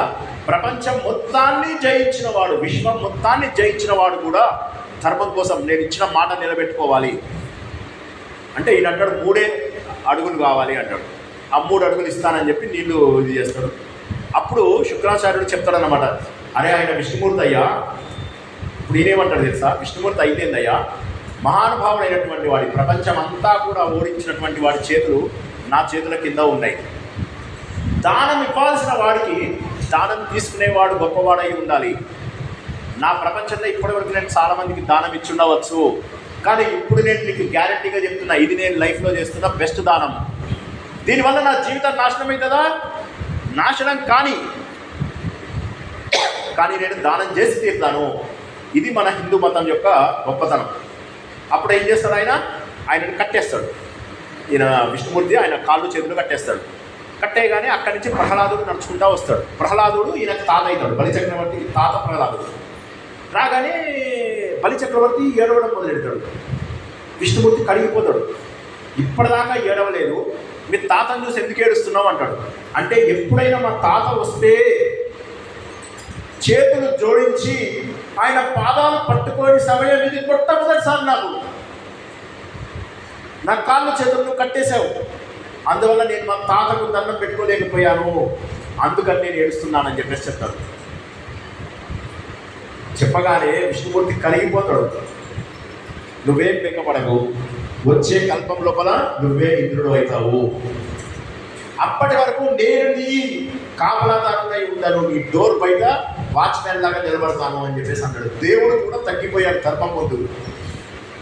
దేవుడు ధర్మస్వరూపుడు. హిందూ ధర్మం అంతా కూడా నిలబడింది ఏంటి అంటే ఈ ప్రపంచాన్ని అంతా కూడా నిలబెడుతున్నటువంటి ఒకనొక గొప్ప ధర్మం వల్ల మన ధర్మం నిలబడుతుంది. ఉపనిషత్తులో ఒక కథ చెప్పి మనము ముగించుకున్నాం. ఒక చిన్న కథ. ఒక తండ్రి ఒక యాగం చేస్తాడు. ఆ యాగం లోపల ఆవులన్నీ కూడా దానం చేసేస్తుంటాడు. అయితే ఆ యాగం లోపల దానం చేయాలంటే అన్ని మంచి ఆవులే ఇవ్వాలి. కానీ ఏమవుతాడంటే కొన్ని పాడైపోయిన ఆవులు అవి కూడా ఉంటాయి, అవి కూడా ఇచ్చేస్తుంటాడు. ఎందుకంటే ముందు ఆ యాగంలో అందరికి ఇస్తానని చెప్పాడు కదా, ఇచ్చేస్తుంటాడు. కొడుకు చూస్తాడు, ఇది నచ్చికేతుడు అని కొడుకుంటాడు. కొడుకు చూస్తాడు, చూసి నాన్న ఏం చేస్తున్నావు నువ్వు, పాడైపోయిన ఆవులు ఇస్తున్నావు, తప్పు కదా అంటాడు. అంటే ఇదేమో యాగం చేసే హడావిడిలో ఉంటాడు. ఎట్లనో ముందు తొందరగా యాగం కంప్లీట్ అయిపోవాలి అని. నాన్న అలా తప్పు కదా అంటాడు. కొడుకు తండ్రికి ధర్మం నేర్పిస్తూ ఉంటాడు. తండ్రి అంటాడు, లేదు అలా కాదు, కుదరదు, నువ్వు ఊరుకు అంటాడు. ఇంకా అది కంటిన్యూ అయితే నాన్న ఇట్లా చేసే బదులు నన్ను కూడా ఎవరికో ఒకరికి ఇచ్చేసే నువ్వు అంటాడు. ఆఖరికి తండ్రినే ఎదిరిస్తాడు. తండ్రి ఏమంటాడు, పో నువ్వు యమధర్మరాజు దగ్గరికి పో. ఇది మన భగవద్గీతలో కూడా వస్తుంది, కఠోపనిషత్ అంటారు ఇది. అప్పుడు నువ్వు యమధర్మరాజు దగ్గరికి వెళ్ళు అనగానే ఒక్కసారిగా ఏడుస్తాడు కొడుకు. ఏడ్చి యమధర్మరాజు దగ్గరికి వెళ్ళాడు. యమధర్మరాజు దగ్గరికి వెళ్ళగానే ఏమవుతుంది, యమధర్మరాజు అందరు ఉలిక్కి పడ్డారా? యమధర్మరాజు అంటే ఉలిక్కి పడ్డారు అనుకున్నా నేను, మీరేమో బిల్లు చూసి ఉలిక్కి పడ్డారు. సో యమధర్మరాజు అప్పుడు వెకేషన్కి వెళ్తాడు. ఒక 2-3 డేస్ వరకు రాడు. ఈ పిల్లోడు బయట వెయిట్ చేస్తూ ఉంటాడు. వెయిట్ చేస్తూ యమధర్మరాజు వచ్చిన తర్వాత యమధర్మరాజు అంటాడు, ఏమయ్యా ఎందుకు వచ్చావు అంటాడు. అంటే అప్పుడు నేను అంటాడు అనమాట, మా నాన్న నన్ను వెళ్ళగొట్టేశాడు ఇట్లాగా అంటాడు. అదే మీ నాన్న వెళ్ళగొట్టాడా? ఏం పర్వాలేదు, మీ నాన్న కోపం నేను తగ్గిస్తాను, నువ్వు వెళ్ళిపో అంటాడు. అంటే మా నాన్న కోపం తగ్గిపోతుంది అంటే నేను చెప్తలే మీ నాన్నకి కోపం తగ్గిపోతుంది, వెళ్ళిపో అంటాడు. వెళ్ళిపోతా అంటాడు. సరే నీవు చూస్తే చాలా ముచ్చటగా ఉంది, నీకు ఏమి ఇవ్వాలి అంటాడు. అంటే అందరూ ఆత్మజ్ఞానం అంటారు కదా, అన్నిటికంటే గొప్పది అంటారు, అదేంటో నాకు ఇవ్వండి అంటే నువ్వు చిన్న పిల్లోడికి నీకు అర్థం కాదు, మీ ఏజ్ సుమారుగా నీకు అర్థం కాదు అంటాడు. అంటే లేదు చెప్పండి అంటాడు. కుదరదు, నీకు కావాలంటే నగలు ఇస్తాను, గుర్రాలు ఇస్తాను, ఏనుగులు ఇస్తాను, అమ్మాయిలను ఇస్తాను, రాజ్యాలు ఇస్తానంటే ఇవన్నీ ఇస్తాను అంటున్నావు, అది ఇవ్వను అంటున్నావు కాబట్టి వీటన్నిటికంటే అది గొప్పదై ఉండాలి, కాబట్టి అదే నాకు ఇవ్వు అంటే. ఆ రోజుల్లో మన జనాలు ఎలా ఉండేవాళ్ళంటే ఆత్మజ్ఞానం కోసం అని చెప్పి వాళ్ళ జీవితాన్ని సర్వస్వాన్ని త్యాగం చేసి ముందుకు వెళ్ళిపోయేవాళ్ళు. ఆ రోజుల్లో వాళ్ళు ఎలా ఉండేవాళ్ళు, ఒక వయసు తర్వాత 50 ఏళ్ళ తర్వాత అందరూ కూడా అడవిలోకి వెళ్ళిపోయేవాళ్ళు, సర్వ సుఖాలు వదిలేసేసి. ఒక్క ధృతరాష్ట్రుడు మాత్రమే వెళ్ళాడు. ఆయనకి ఏంటంటే ఇట్లా అందరూ ఇంటికి రావడం, కొడుకులు చచ్చిపోతారు, అందరు చచ్చిపోతారు, భార్య తప్ప ఎవ్వరు మిగిలరు. కూర్చొని ఇలా మంచిగా తింటా కూర్చుంటూ ఉంటాడు. రోజు భీముడు వస్తాడు. భీముడు వచ్చి అన్నం పెట్టి టైం లోపల నీ కొడుకుని ఇట్లా చంపాను, నీ కొడుకుని అట్లా చంపాను బాధ పెడుతూ ఉంటాడు. ఈ బాధ తట్టుకోలేకుంటాడు. వైఫ్ అంటే ఇది వానప్రస్థం వెళ్ళాల్సిన సమయం, అడవికి వెళ్ళాల్సిన సమయంలో ఇప్పుడు కూడా మీరు మారకపోతే ఎట్లా కానీ.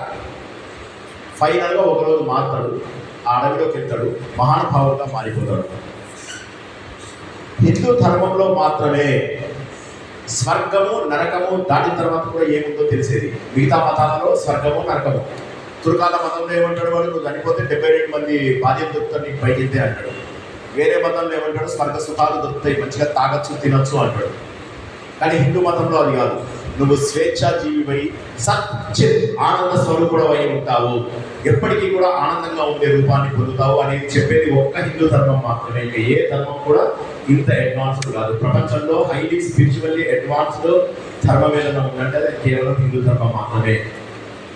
మన దగ్గర కుల మతాలు లేవు. శబరి ఎగిరినటువంటి రాముడు కావచ్చు, అడవిలో ఉన్నటువంటి ఆంజనేయ స్వామి కావచ్చు, మనకు రామాయణం అందించినటువంటి వాల్మీకి కావచ్చు, ఏ కులంలో పుట్టాడో సరిగా తెలుసుకోలేనటువంటి వ్యాసులు కావచ్చు, ఇటువంటి మహోన్నతమైనటువంటి వారందరూ ఇచ్చినటువంటి ధర్మాన్ని మనమందరము కాపాడుకోవాల్సినటువంటి బాధ్యత మనందరిపైన ఉంది. శ్రద్ధగా విన్నందుకు మీ అందరికీ కూడా కృతజ్ఞతలు. జై శ్రీరామ్.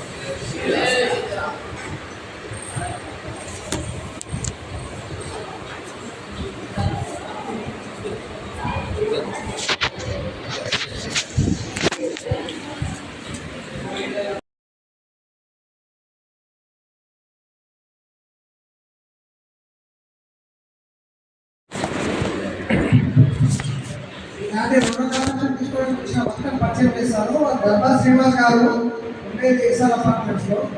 వారు కూడా బాగా సహసంపన్న పూర్వం రామకపూర్ నగర సంపర్క ప్రభుత్వం వృత్తి విద్యా వారు వారి కాలం తెలుసుకుని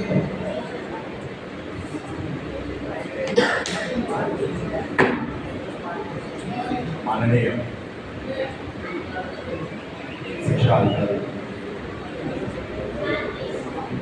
ఇతర శిక్షకులు, శిక్షార్థుల నిన్నటి కార్యక్రమానికి ఈరోజు కార్యక్రమానికి కొంత తేడా ఉంది. నిన్న ఏంటంటే బౌద్ధిక్, అంటే నేను చెప్తుంటాను మీరు నిద్రపోతారు, సారీ మీరు వింటారు.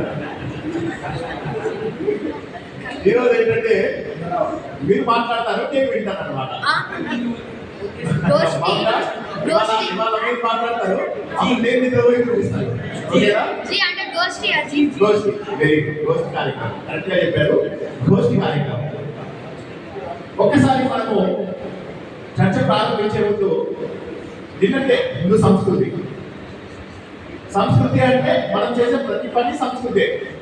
వేరే వారికి విభిన్నంగా చేసే ప్రతిదీ సంస్కృతికే వస్తుంది.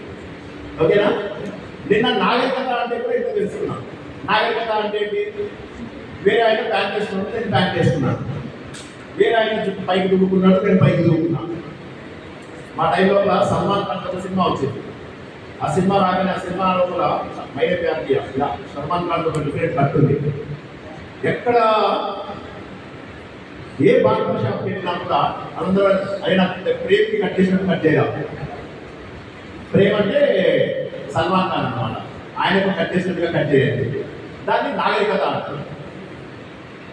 అయితే సంస్కృతి లోపల నాగరికత కూడా ఒక భాగం. నాగరికత సంస్కృతి ఒకదాని బదులు ఒకటి వాడుకుంటాం కదా. కానీ సంస్కృతి లోపల నాగరికత కూడా ఒక భాగం. మన జీవితాన్ని మార్చడానికి, మన సంస్కృతిని నాశనం చేయడానికి ప్రపంచంలో మన అనేక శక్తులు వచ్చాయి అని చెప్పి తెలుసుకున్నాం.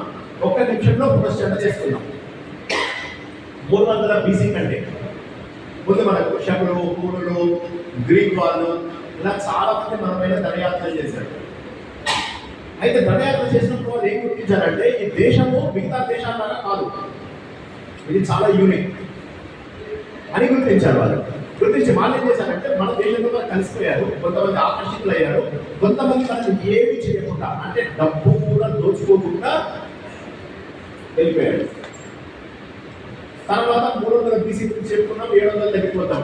700 AD లోపల వచ్చేసరికి మనం చూసినట్టయితే మహమ్మద్ బిన్ కాసిం ముస్లిం అక్కడ వచ్చే దండయాత్రలు క్రూరాతి క్రూరంగా జరగడం మొదలెట్టాయి.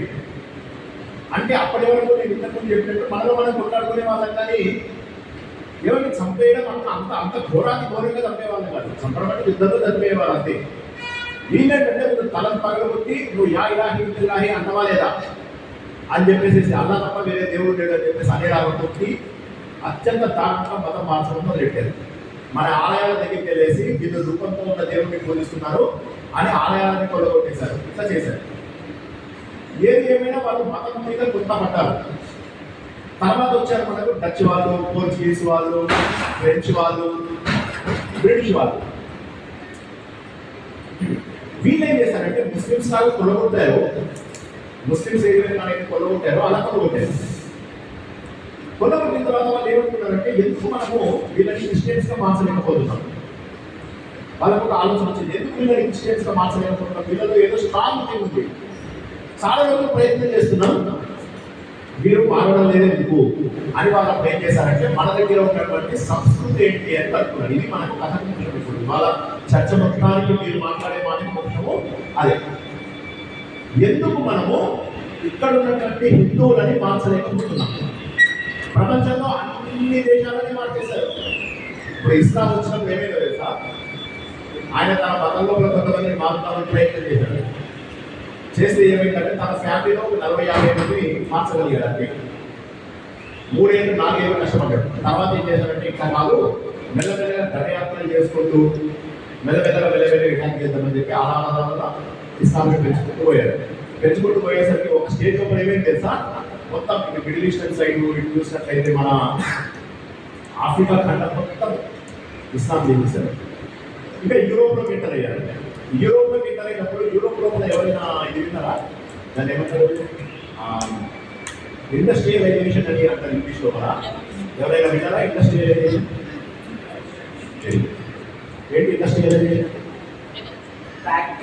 మాట్లాడు. అంటే ఆ టైంలోనే మెకానికల్ ఎనర్జీ ఇవన్నీ ఏఎస్ సిస్టమ్ తోటి టెక్నాలజీ ఉంటుందంటే మొదటి స్టెప్ వచ్చింది. వండర్ఫుల్. చాలా ఇంకెవరైనా చెప్తారా? ఇండస్ట్రియలైజేషన్ వచ్చింది. ఇంకెవరైనా ఆ అబ్బాయికి కరెక్ట్ అదే లైన్లో ఇంకెవరైనా చెప్తా అంటే చెప్పచ్చు. ఓకే.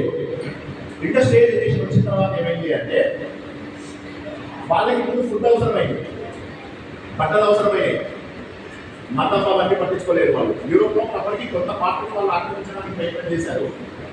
కానీ వాళ్ళు ఏం చేశారంటే అబ్బో ముందు కావాల్సిన మనకు భోజనం. చార్లీ చాప్లిన్ తెలుసా అందరికీ? చార్లీ చాప్లిన్ ఒక సీరియల్ ఒక చిన్న సీరియల్ పేరు చెప్తారు అందరు చూడండి. Modern times. ఏంటి మోడర్న్ టైమ్స్? ఆ మోడర్న్ టైమ్స్ లో మొత్తం ఇండస్ట్రియలైజేషన్ గురించే ఉన్నాయి. ఈ మోడర్న్ టైమ్స్ లోపల ఏం చూపించారంటే అప్పట్లో పెట్టుబడిదారి విధానం పెట్టాలి. డబ్బు ఇప్పు వస్తువులు పట్టేలు కాబట్టి డబ్బు వల్ల సంపాదన వస్తుంది, వస్తువులు కొనుక్కుంటాం, మరి కొత్త వస్తువులని ప్రొడ్యూస్ చేస్తాం. ఈ బిజీలో ఉండి వాళ్ళ మతం గురించి పట్టించుకోలేదు. అట్లా యూరోప్ మాత్రం క్రిస్టియన్గా మిగిలిపోయింది. కానీ మిగతా ప్రపంచం అంతా కూడా మారిపోతూ వస్తుంది అన్నమాట. ఇస్లామిక్గా మారిపోతూ వస్తుంది. ఇప్పుడు ఇస్లాం వాళ్ళు ఏం చేస్తున్నారు అంటే వాళ్ళు గుర్తించాలి, లేదు ప్రపంచం అంతా మనం వెళ్ళాలి అని చెప్పి ప్రతి దేశంలో కూడా వాళ్ళందరూ కలిసి ముగ్గురుగా తయారవుతున్నారు. ఒక 30 years బ్యాక్ బుర్కా వేసుకునే వాళ్ళకి ఈ రోజు బుర్కా వేసుకునే వాళ్ళకి సంఖ్య బాగా పెరిగింది. 30 years బ్యాక్ ముస్లిమ్స్ మన హిందువుల గురించి చక్కగా మాట్లాడేవాళ్ళు, ప్రేమ ఉండేవాళ్ళు, కొంతమంది రామాయణ మహాభారతాలు చెప్పేవాళ్ళు. మొన్న నేను పర్యటన వచ్చుడికి వెళ్ళినప్పుడు అక్కడ ఒక ఇంటి తలుపు కొడితే లోపల నుంచి ఒక ముస్లిమైన తలుపు తీసి తను ఎంత బాగా ఆర్ఎస్ఎస్లో పనిచేశాడు, దేశభక్తి ఎంత బాగా పెరిగింది, తన జీవితం ఎంత అద్భుతంగా ఉంది అని చెప్పి తెలుసుకుంది. ఒకటి మీరు అందరూ గుర్తుంచుకోవాలి, ఇది నేను మనస్ఫూర్తిగా చెప్తున్నమాట. ఒక్క ఆర్ఎస్ఎస్లో మాత్రమే మీరు క్రమశిక్షణ దేశభక్తి తెలుస్తుంది. లేకపోతే నిన్న మనం చెప్పాను జ్ఞాపకం ఉంటారు, దేవుళ్ళు అసురులు అని చెప్పి చెప్పాను, దైవాసులు అని అసురులాగా మారిపోతుంది. ఇది ఒక్కటి మాత్రమే ప్రపంచవ్యాప్తంగా మనల్ని నిలబెడుతుంది ఆర్ఎస్ఎస్ ఒక్కటి. కారణం ఏంటి అంటే ప్రపంచంలో మీరు ఎక్కడికైనా వెళ్ళండి, వాళ్ళు ఏమంటారంటే అందరూ ఆర్ఎస్ఎస్ అంటే భయపడతారు. అబ్బో మనం జాగ్రత్త ఉండదు, ఆర్ఎస్ఎస్ హిందువులను కాపాడుతుంది. కొన్ని దేశాలలో అయితే ఈ ముస్లిమ్స్ కమ్యూనిస్టులు వీళ్ళందరూ కలిసి ఆర్ఎస్ఎస్ని ఎలా పడగొట్టాలని ఆలోచిస్తూ ఉంటారు. కారణం ఏంటి? మొత్తం ఇవన్నీ మళ్ళీ వచ్చేసి మళ్ళీ మన సబ్జెక్ట్ వచ్చేస్తాయి. మన సబ్జెక్ట్ ఏంటంటే హిందూ సంస్కృతి, మన జీవన శైలి. జీవన శైలి అంటే ఎవరైనా చెప్పగలరా? జీవన శైలి ఇంగ్లీష్ లో కరెక్ట్ చెప్పారు ఎవరు? పేరేంటి? జస్వంత్. ఎప్పుడైనా సరే మీరు జవాబు చెప్పినప్పుడు పేరు పెట్టి జవాబు చెప్పాలి, సరేనా? జస్వంత్ అనే అబ్బాయి చెప్పాడు లైఫ్ స్టైల్, చాలా కరెక్ట్గా చెప్పాడు. హిందూ ధర్మంలో లైఫ్ స్టైల్ ఉన్నది. హిందూ ధర్మంలో life style. Okay, life style ఉదాహరణ నీ పేరు చెప్పు. నీ పేరు చెప్పి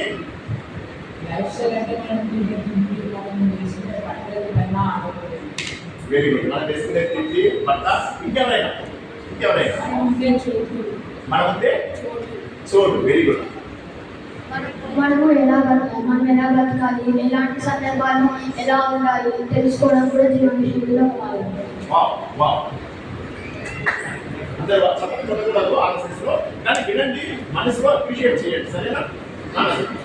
అంటే మనం ఉండే ప్రాంతంలో ఉండే వెదర్ కండిషన్స్లో మన బాడీ ఇవాల్వ్ అయ్యి దానికి తగ్గట్టు సూటబుల్ అయ్యి దానికి తగ్గట్టు ఎట్లా సర్వైవ్ అవ్వాలని ఉండడం. చాలా పద్ధతుల్లో చెప్పారు. ఈ అబ్బాయి చెప్పిన పాయింట్ అందరికీ వినిపించుండకపోవచ్చు. ఆయన ఏమంటుందంటే మన ఉండే ప్రదేశం లోపల వాతావరణం ఎలా ఉంది, దానికి తగ్గటువంటి వస్తువులను వేసుకోవడం. ఉదాహరణకి కరీనా కపూర్ జీనోసైడ్ వచ్చినప్పుడు ఏమైందో తెలుసా? కరీనా పెద్దవాళ్ళకి తెలుసు, కరీనా కపూర్ అనేవాళ్ళనే మా మిత్రులందరూ నవ్వుతున్నారు. సో కరీనా కపూర్ జీనోసైడ్ అయింది. ఫస్ట్ టైం ఇండియాలో జీనోసైడ్ అనేది వచ్చింది. అంటే వెయిట్ తగ్గడం.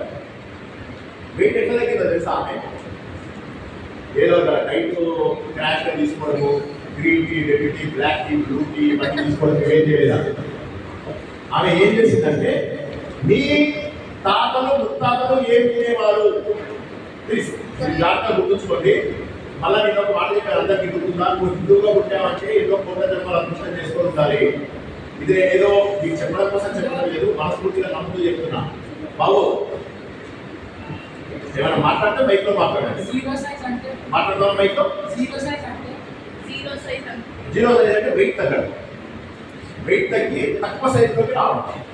ఆ తక్కువ సైజులోకి రావడం కోసం ఏంటంటే ఎవరైనా మాట్లాడాలంటే చక్కగా మైక్ లో మాట్లాడడానికి అవకాశం ఉండదు. మాట్లాడతామా? ఓకే. హిందువుగా పుట్టినందుకు మనస్ఫూర్తిగా సంతోషపడాలి. కాబట్టి ఏంటంటే మన సంస్కృతి గురించి తెలుసుకోవాలి. ఆమె ఏమేమి చెప్పారంటే ఒకే మాట చెప్పారు, మీ తాతలు ఏం చేస్తున్నారు, మీ ముత్తాతలు ఏం చేశారు, అదే ఫాలో చాలు. వాళ్ళ రోజుల్లో ఆరోగ్యంగా ఉండేవాళ్ళు. ఎవరైనా పెద్ద పెద్ద రోగాల నుంచి చనిపోయే వాళ్ళు వాళ్ళు వదిలేసిన చాలా మంది మాత్రము ఆ రోజుల్లో చాలా ఏళ్ళు బతికేవాళ్ళు, ఆరోగ్యంగా బతికేవాళ్ళు. మా నాన్నగారు వెళ్ళిపోయినప్పుడు ఆయన ఒక పండుగ కదలలేదు. మా తాతయ్య వెళ్ళేటప్పుడు నేను మా తాతయ్య చాలా క్లోజ్ అన్నమాట. మా తాతయ్యకి ఎట్లా అంటే నేను ఇంజనీరింగ్ టైంలో ఆయన దగ్గరికి వచ్చాను. వస్తే రోజు మా తాతయ్య దగ్గరికి వస్తుండేవాడిని. హైదరాబాద్ రావడం నేను మొత్తం పెరిగింది నిజామాబాద్. వచ్చి హైదరాబాద్ వచ్చేసరికి రోజు మా తాతయ్య ఇంటికి వెళ్ళేవాడిని. అయితే మా తాతయ్య ఎంత నేర్చుకున్నారో మా తాతయ్య దగ్గర, ఆయన దగ్గర ఉన్న ఆ 1 year 1.5 years ఎన్ని నేర్చుకున్నారు. ఆయన 82 years లోపల బ్యాడ్మింటన్ ఆడేవాడు. ఆరోగ్యవంతమైనటువంటి జీవన శైలి మనది. అద్భుతమైనటువంటి బట్టలు, ఏ రకమైనటువంటి చర్మ రోగాలు రానటువంటి బట్టలు, ఇవి కూడా సంస్కృతిలోకే వస్తాయి. ఇవన్నీ కూడా సంస్కృతిలోకే వస్తాయి. వివేకానంద ఎప్పుడైతే షికాగోకి వెళ్ళారో ఆయన ముందు భయపడ్డారు, నా సంగతి ఎట్లాగా మీరు ఎవరైనా పట్టించుకుంటున్నా లేదా అనుకున్నట్టే ఆయన దురదృష్టంతో దొంగతనం జరిగి ఆయన తన ఆథరైజేషన్ ఎక్కడ పోగొట్టుకుంటాడు, ఒక డబ్బు కూడా పోగొట్టుకుంటాడు. తర్వాత ఏం చేస్తారంటే ఆయన ఒక రైలు పెట్టే లోపల ఉంటూ ఎవరి పడితే వాటిని కొన్ని డాలర్లు అడుగుతూ భిక్షాటన చేస్తూ బతికారు కొన్ని రోజులు. ఆ సమయం లోపల ఆయన గుర్తించాడు, ఒక ఫారినర్ గుర్తించి ఆయనతో మాట్లాడుతూ ఆశ్చర్యపోయాడు.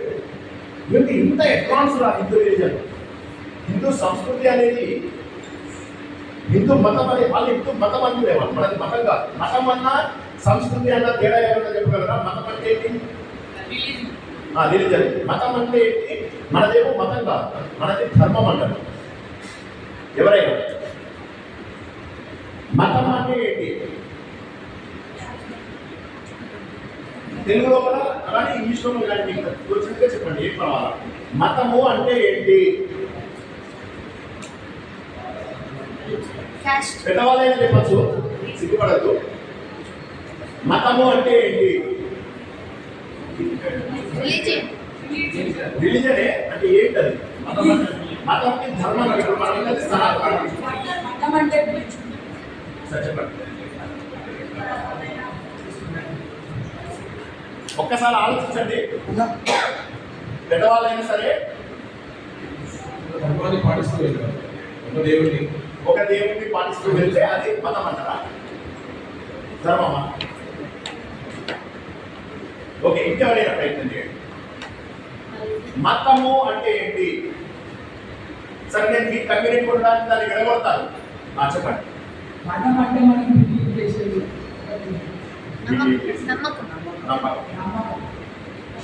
నమ్మకం. కొద్దిగా దగ్గర అర్థమే ఇచ్చింది. Very good. పేరు చెప్పలేదు. ఎవ్రీ టైం పేరు చెప్పాలి. వండర్ఫుల్. అబ్బాయి చెప్పింది దగ్గర సమాధానం. మతం అంటే ఏంటంటే ఒక మతి లోపల వచ్చిన దాన్ని మతం అంటారు. ఏమంటారు? ఒక మతి అంటే ఒక మాట లోపల. ఉదాహరణకి మీ అందరికీ నేను మాట్లాడితే నచ్చింది అనుకున్నాం, నచ్చినట్టే ఉంది చూస్తుంటే ఫేస్, నచ్చింది. మీరు అందరూ ఏం చేస్తారంటే నా మాట వింటారు. వినగానే నేనేం చేస్తానంటే మీ అందరితో ఒక చిన్న గ్రూప్గా తయారు చేయించి బయటికి తీసుకెళ్ళగానే నాకు శ్రీనివాస్ మతం అయిపోతుంది. నా పేరు శ్రీనివాస్ కదా, శ్రీనివాస్ మతం. ఒక మతి లోపల ఒక వ్యక్తి వల్ల వచ్చిన దాన్ని మతం అంటారు. ఏమంటారు? ఒక వ్యక్తితో వచ్చినది ఏదైనా మతమే. హిందూ మతం అని అనుకుంటే మన మతాన్ని ఎవరు స్థాపించారు? ఎవరైనా జవాబు చెప్పండి. దేవుడు. దేవుడు అనేది ఓకే, పెద్ద పదం, కానీ ఓకే, మనుషులను ఎవరు స్థాపించారు? చెప్పండి. ఎవరు స్థాపించారో తెలియదు. Correct answer. వెంకటేష్ గారు చెప్తున్నారు ఎవరు స్థాపించారు అనేది తెలియదు. సృష్టితోనే ప్రారంభమైంది. శ్రీనాథ్ గారు చెప్పినట్టుగా సృష్టితోనే ప్రారంభమైంది. ఇంకేదన్నా జవాబు? సో ఇప్పుడు మీకు ఇవాళ ఒక చక్కటి విషయం తెలుసుకున్నారా లేదా? మనకు వేరే వాళ్ళకు ఉన్న తేడా ఎంత బాగా తెలుసుకున్నారు చెప్పండి. మతం అంటే ఒక వ్యక్తి ప్రారంభిస్తే మతం. ఫర్ ఎగ్జాంపుల్ ఇస్లాం మతం ఎవరు ప్రారంభించారు? మహమ్మద్. ఓకే, తర్వాత క్రైస్తవ మతాన్ని జీసస్ క్రైస్ట్. Jesus Christ. యూదుల మతాన్ని యూదులు జ్యూస్ అంటారు కదా. తెలుసా మీకు? మూడు మతాలకు సంబంధం తెలుసా? ఒకసారి చెప్పుకుంటారా? సరే వినండి. ముందు ఒకసారి మతాలు ఎట్లా, ఈ అగ్రహంగా మతాలు ఎట్లా వచ్చినాయి పుస్తకాలు ఒక మినిట్ చెప్తారు. జాగ్రత్త పెట్టుకోండి పిల్లలు. చర్చ అంటే రాజు చర్చ పెట్టుకోండి, మీరు చర్చ పెట్టుకోవాలి కాదు. అన్నిటికంటే ముందు రాజుని దేవుడిగా పూజించేవాళ్ళు. రాజే దేవుడు అని రాజుని దేవుడిగా పూజించేవాళ్ళు. అప్పుడు ఏమైందంటే అందులో నుంచి ఒక ఆయన ఒక బానిస వంశంలో కూడా పుట్టాడు. మన కంట్రోల్ స్టోరీ ఉంది కదా, సేమ్ అట్లానే. దాన్ని హిబ్రూ మతం అంటారు. ఆ హిబ్రూ మతం ఏమైందంటే ఒక బానిసని ఆమె పిల్లలు వద్దని చెప్పి చిన్న తొట్టిలో పెట్టి నీళ్ళలో వదిలేస్తుంది. వదిలేస్తే ఏమవుతుంది? ఆ పిల్లలు అలా వెతుకు ఏమవుతారంటే ఒక రాజు పుట్టుతాడు. ఆ రాజు అంతా దేవుడిలాగా పూజించేవాళ్ళు పిల్లలు వేసి ఆయన ఏం చేశారంటే పిల్లల్ని పెంచుకుంటాడు. ఆయన తెలియదు వీడు బానిస అని. ఈ పిల్లోడు కాస్త పుట్టినరోజు చాలా తెలివితేటలు ఉన్నవాడు ఉంటాడు. ఆ తర్వాత ఆయన ఇంకో కొడుకు ఉంటాడు, కానీ ఆ కొడుకు కంటే కూడా తన పెంపుడు చాలా తెలివితేటలు ఉన్నవాడు అయితే ఉంటాడు అనమాట. అప్పుడు ఏం చేస్తారంటే అదే తను చాలా తెలివితేటలు ఉన్నవాడు ఉన్నాడని చెప్పి ఆయన మొత్తం అలా తీస్తాడు. కొన్ని రోజుల కిందకి పెద్ద ఆయనకి ఏమో తెలుస్తుందంటే నేను ఒక బానిస కొడుకుని అని చెప్పి తెలుస్తుంది. తెలిసి అప్పుడు అయ్యేదో బానిసని ఆయనతో అందరితో ప్రేమ ఉండేవాడు. రాజుని దేవుడితో పూజించడం ఏంటి, దేవుడు అనేవాడు వేరేవాడు ఉంటాడు అని చెప్పి తన వాళ్ళందరినీ తీసుకుని ఇజ్రాయెల్ పెట్టాడు. ఈయన పేరు మోసెస్. ఏంటి? మోసెస్. ఈయన ఏం చేశాడంటే అందరినీ తీసుకుని ఇజ్రాయెల్ పెట్టాడు అనమాట. వెళ్ళి అక్కడ 10 కమాండ్మెంట్స్ అని ఇస్తాడు. ఏమంటారు? ఎవరైనా అడిగితే చెప్పాలి. ఇప్పుడు మీరు మన మతం గురించి తెలుసుకోవడము, మన ధర్మం గురించి తెలుసుకోవడంతో పాటు వేరే వాళ్ళ మతం గురించి మాట్లాడుకుంటే మీకు ఇంకా ఎక్కువ నాలెడ్జ్ వస్తుంది. వాళ్ళతో ఎక్కువ గట్టిగా మాట్లాడగలరు. పిల్లలు ఈ టైప్లో కూడా మీకు ఇచ్చినవి జీవితాంతం ఉంటాయి. నేను నేర్చుకున్నామని బుద్ధులు ఉన్నప్పుడే నేర్చుకున్నాను. ఆ 10 కమాండ్మెంట్స్ ఇస్తారు. ఆ 10 కమాండ్మెంట్స్ అద్భుతమైనవి.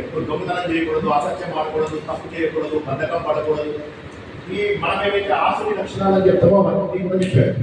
అప్పుడు ఆయన శిష్యులు ఏం చేశారంటే ఓల్డ్ టెస్టిమెంట్ అని చెప్పి ఒక బుక్ రాశారు. Old testament. ఇప్పుడు ఈ మతం పేరు యూదుల మతం లేదా ఇజ్రాయెల్ మతం. ఈ మతంలో ఏమిటంటే మన యేసు తీసుకుంటాడు. అంటే ఆయన ఏం చేశారంటే యూదుల మతంలో ఉన్నప్పటి తప్పులను ఆయన పాయింట్ అవుట్ చేస్తారు. చేసినందుకు మొత్తం మీద ఆయన శిలువ వేస్తారు. ఆయన చనిపోయిన తర్వాత ఆయన శిష్యులు ఏం చేశారంటే న్యూ టెస్టిమెంట్ అని చెప్పి ఓల్డ్ టెస్టిమెంట్ కి ఎగ్జాక్ట్లీ కాపీగా రాస్తారు. New testament. ఈ ఓల్డ్ టెస్టిమెంట్ న్యూ టెస్టిమెంట్ రెండింటిని కలిపితే బైబిల్ అంటారు. ఒకసారి చెప్పండి ఏంటంటే బైబిల్ అంటే ఏంటి? Old testament and new testament రెండు కలిపితే బైబిల్. నీ పేరు చెప్పండి. నాకు తెలిసిన పేరు. నా పేరు రక్షిత ఆదిత్య. వీడు నా ఫేవరెట్. యాక్చువల్గా చాలా నేను చెప్పిన చాలా చోట్లకి వీడు వస్తూ ఉంటాడు. He is my favourite. నాలెడ్జ్ పట్టుకోవడంలో కానీ విషయాలు పట్టుకోవడంలో కానీ వాటికి సాటి వాడే. ఓల్డ్ టెస్టిమెంట్ న్యూ టెస్టిమెంట్ రెండు కలిపితే బైబిల్ అంటారు. ఇప్పటికీ కూడా యూదులు ఎవరైతే ఇజ్రాయిలీస్ అంటారో ప్రపంచం మొత్తాన్ని పరిపాలిస్తున్న వాళ్ళు ఇజ్రాయిలీస్. వాళ్ళు ఫాలో అయ్యేదని ఓల్డ్ టెస్టిమెంట్ అంటారు. మనము old testament Christians old testament new testament రెండు కలిసి ఫాలో అవుతారు. మాథ్యూ, మార్కు, లూక్, జాన్ వంటి ఏవైతే అవన్నీ. సో మొత్తం ఈ రెండు కలుపుకొని ఇది అయిన కొన్ని రోజులకు ఒక 700 సంవత్సరాల తర్వాత మహమ్మద్ ప్రవక్త వచ్చి అదే ఇవే పుస్తకాలు ఉన్నాయి కదంటే వీటికి ఎడ్యుకేషన్ ఇంకో 4 పుస్తకాలు ఉన్నాయంటే ఖురాన్, రివల్యూషన్స్ ఇంకేమో ఉన్నాయి. మనకు అవసరం లేదు. 4 పుస్తకాలు బయటికి యాడ్ చేశారు. యాడ్ చేసి దీన్ని ఇస్లాం మతం అని చెప్పేశారు. చెప్పేసి ఇస్లాం మతం తర్వాత ఎప్పుడు ప్రవక్త రాడు, నా తర్వాత ఎప్పుడు ప్రొఫెట్ రాడు. వాడేమో చెప్పడానికి మనకు బోల్డంత మంది ప్రవక్త వస్తూ ఉంటారు. కానీ వాడు ఏం చేశారంటే నేనే లాస్ట్ ప్రవర్తన అని చెప్పేసి ఇదే లాస్ట్ కదా నా తర్వాత వచ్చిన నాలెడ్జ్ ఇదే అని చెప్పాడు. క్లుప్తంగా మతం గురించి మీరు తెలుసుకోవాల్సింది అది. ఈ వీళ్ళందరినీ కూడా మనం చూసాము. మోసెస్ ఇజ్రాయెల్ మతాన్ని ఎవరు స్థాపించారు? మోసెస్. క్రిస్టియన్ మతం ఎవరు స్థాపించారు? జీసస్. తర్వాత ఇస్లాం మతాన్ని, ప్రొఫెట్ ముహమ్మద్. బౌద్ధ మతాన్ని గౌతమ్ బుద్ధ, జైన మతాన్ని మహావీర జైనుడు. మహావీర్ 24వ తీర్థంకరుడు. తర్వాత సిక్ మతాన్ని తేజ్ బహదూర్. గురుదేవ్ బహదూర్. గురు నానక్ పేరేంటి? తేజస్. గురునానక్. నీ పేరు? తేజస్. తేజస్. వాడు బాగా చెప్పాడు, గురు నానక్. ఇప్పుడు చూసినట్టయితే మీకు ఏమవుతుంది, ఒక్కొక్క మతానికి ఒక్కొక్క స్థాపకుడు ఉంటాడు. కానీ మన ధర్మము, మన సంస్కృతి ఏదైతే ఉందో దీనికి స్థాపకుడు లేడు. దీనికి కారణం నిన్న చెప్పారు. ఇప్పుడు మీరు గెస్ట్ చేయండి. ఆ లాస్ట్లో ఉన్న ఇద్దరు పిల్లలు గెస్ట్ చేస్తారు. నిన్న మనం చెప్పాము ఏమని, నిన్న ఏం చెప్పుకున్నాం మనం? దేవుడికి బాగా ఇష్టమైన దేశం ఇదని చెప్తున్నాం. ఎందుకు చెప్పాము? వాళ్ళతో జవాబు చెప్పింటారు. సరేనా? వాళ్ళు చాలా శ్రద్ధగా వింటున్నారు.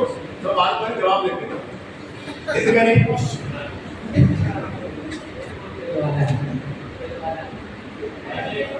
గట్టిగా మాట్లాడు. నీ పేరు చెప్పి అందరూ నీ పేరు కూడా తెలియాలి కదా.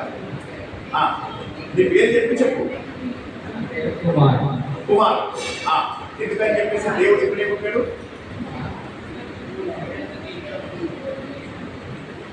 సరే, ఇంకేమైనా చెప్పగలరా? ఈ అబ్బాయి తప్పైనా సరే చెప్పండి, ఏం కాదు.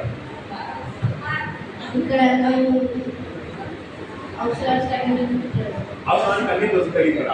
అయితే ఎంత ఏరియా లోపల అన్ని దొరుకుతాయి? సింగపూర్ నుంచి రేడియస్ తీస్తే వెరీ గుడ్. కరెక్ట్. ఈ పేరు చెప్పు ఒకసారి. వర్షిత్. కరెక్ట్. చెప్పు చెప్తాను. ప్రపంచంలో అత్యంతగా అవసరపడే చెట్లు, నీరు, మంచితనం అన్ని భారతదేశంలో ఉన్నాయి కాబట్టి దేవుడికి భారతదేశం అంటే ఇష్టం. కరెక్ట్. ఒక్కసారి మళ్ళీ చెప్తాను. ఈ ఒక్క ప్రాంతంలోనే ఎందుకు ఇంతమంది ఉన్నారు? ఒక్క ప్రాంతంలోనే ఇంతమంది ఎందుకు ఉన్నారు? ఒకసారి మీకు ఎప్పుడైనా అనిపించలేదా? దేవుడు తన కోసం స్వయంగా సృష్టించుకొని ఈ ప్రాంతం లోపల అన్ని ఉంటాయి. మీకు వాటర్ కావాలా? వాటర్ ఉన్నాయి. గంగా, యమున, బ్రహ్మపుత్ర, సరస్వతి, వాటికి మాని కదా. కింద మనకు సముద్ర వైపు వచ్చినట్లయితే మహానది, కృష్ణ, గోదావరి, ఓకే, తుంగభద్ర, ఇవన్నీ. తర్వాత ఇంకొకటి చెప్తాను. దానికి ఇప్పుడు చెప్పిన నదులకు తేడా ఎక్కడ చెప్పాలని. సరే, ఇది మన సంస్కృతిలో భాగం. కుడి పక్క నుంచి ఎడమ పక్కకి వెళ్ళే నదులు ఏవి? వాటిని ఏమంటారు? పెద్దవాళ్ళు కూడా చెప్పచ్చు. మళ్ళొకసారి అడుగుతున్నా. ఎడమ పక్క నుంచి కుడి పక్కకి వెళ్ళే నదులు అంటారు. నదులు ఎగ్జాంపుల్ మీరు అందరూ చెప్పారు. గంగా, యమున, సరస్వతి, బ్రహ్మపుత్ర, సింధు, కావేరి, గోదావరి, కృష్ణ. ఇప్పుడు రైట్ సైడ్ నుంచి లెఫ్ట్ వెళ్ళి పశ్చిమ సముద్రము లేదా అరేబియా సముద్రంలో కలిసి నదులను ఏమంటారో తెలుసా? కొన్ని పేర్లు చెప్పండి. వీడు ఒక పేరు చెప్పాడు, అందుకే నేను రిపీట్ చేస్తాను. ఇండస్ అంటే సింధు నది ఎట్లా ఉంటుంది? అది మీకు టిబెట్ లోపల వస్తుంది. వచ్చి మన పైన లడాక్ లోపల జల్స్కార్ ప్లేస్ వస్తుంది. వచ్చి అక్కడ యూటర్న్ తీసుకొని పాకిస్తాన్ లో వెళ్తుంది. అది సింధు నది. కాబట్టి సగం చెప్పింది కరెక్ట్. అది రివర్స్ గా వెళ్ళింది, పశ్చిమ సముద్రంలో కలిసింది. కాబట్టి ఇండస్ రివర్ కరెక్టే, సగం కరెక్టే. కానీ మన దేశంలో ఉంది, మన దేశంలో నుంచి వెళ్ళేది పెన్నా కాదు, సర్లేదు కాదు, నర్మదా. ఎవరో నర్మదా చెప్పారు. నర్మదా. Very good. వీడు ఇప్పటికీ 3 సార్లు 4 సార్లు ప్రయత్నం చెప్పాడు. మీ పేరు మళ్ళీ శివమణి. ఇతను ఇప్పటికి 3 సార్లు కరెక్ట్ ఆన్సర్ చెప్పాడు. సంస్కృతి గురించి మనం తెలుసుకోలేదు. నర్మదా నది ఇంకొకటి చెప్పాడు. తపతి అని చెప్పాడు. నర్మదా, తపతి, శబర్మతి ఈ నదులన్నీ ఏమవుతాయి తెలుసా? మనకు కుడి పక్క స్టార్ట్ అవుతాయి. స్టార్ట్ అయ్యి ఎడవ పక్క. వీటిని నదాలు అంటారు. ఏమంటారు? అనండి, అందరు గట్టిగానండి. నదాలు. ఇటు వెళ్తే నదులు, ఇటు వెళ్తే నదాలు. నదీ నదాలు అంటారు. సరేనా? బాగా గుర్తుంచుకోండి. ఓకేనా? మన సంస్కృతిలో భాగం ఏంటి అని ఎవరన్నా అడిగితే మన దేశ భాష ఎలా ఉంది? బాబు అసలు పేరేంటి? ఏమైనా మాట్లాడతావా?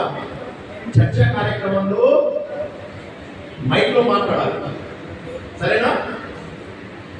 ఏ నది అంటే ఏంటి? నది అంటే ఇక్కడికి వచ్చి నేను చెప్పిస్తాను, నేను చెప్పిస్తాను. మళ్ళీ కదా నేను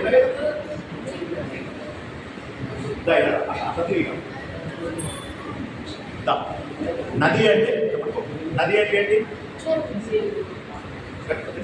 నీ పేరు చెప్పు ఫస్ట్. ఇగో ఈ అబ్బాయి చాలా శ్రద్ధగా విన్నాడు. ఈ అబ్బాయి పేరు కూడా గుర్తుంచుకోండి. చెప్పు, నీ పేరు చెప్పు.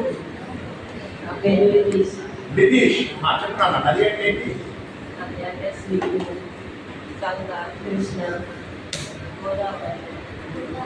Very good.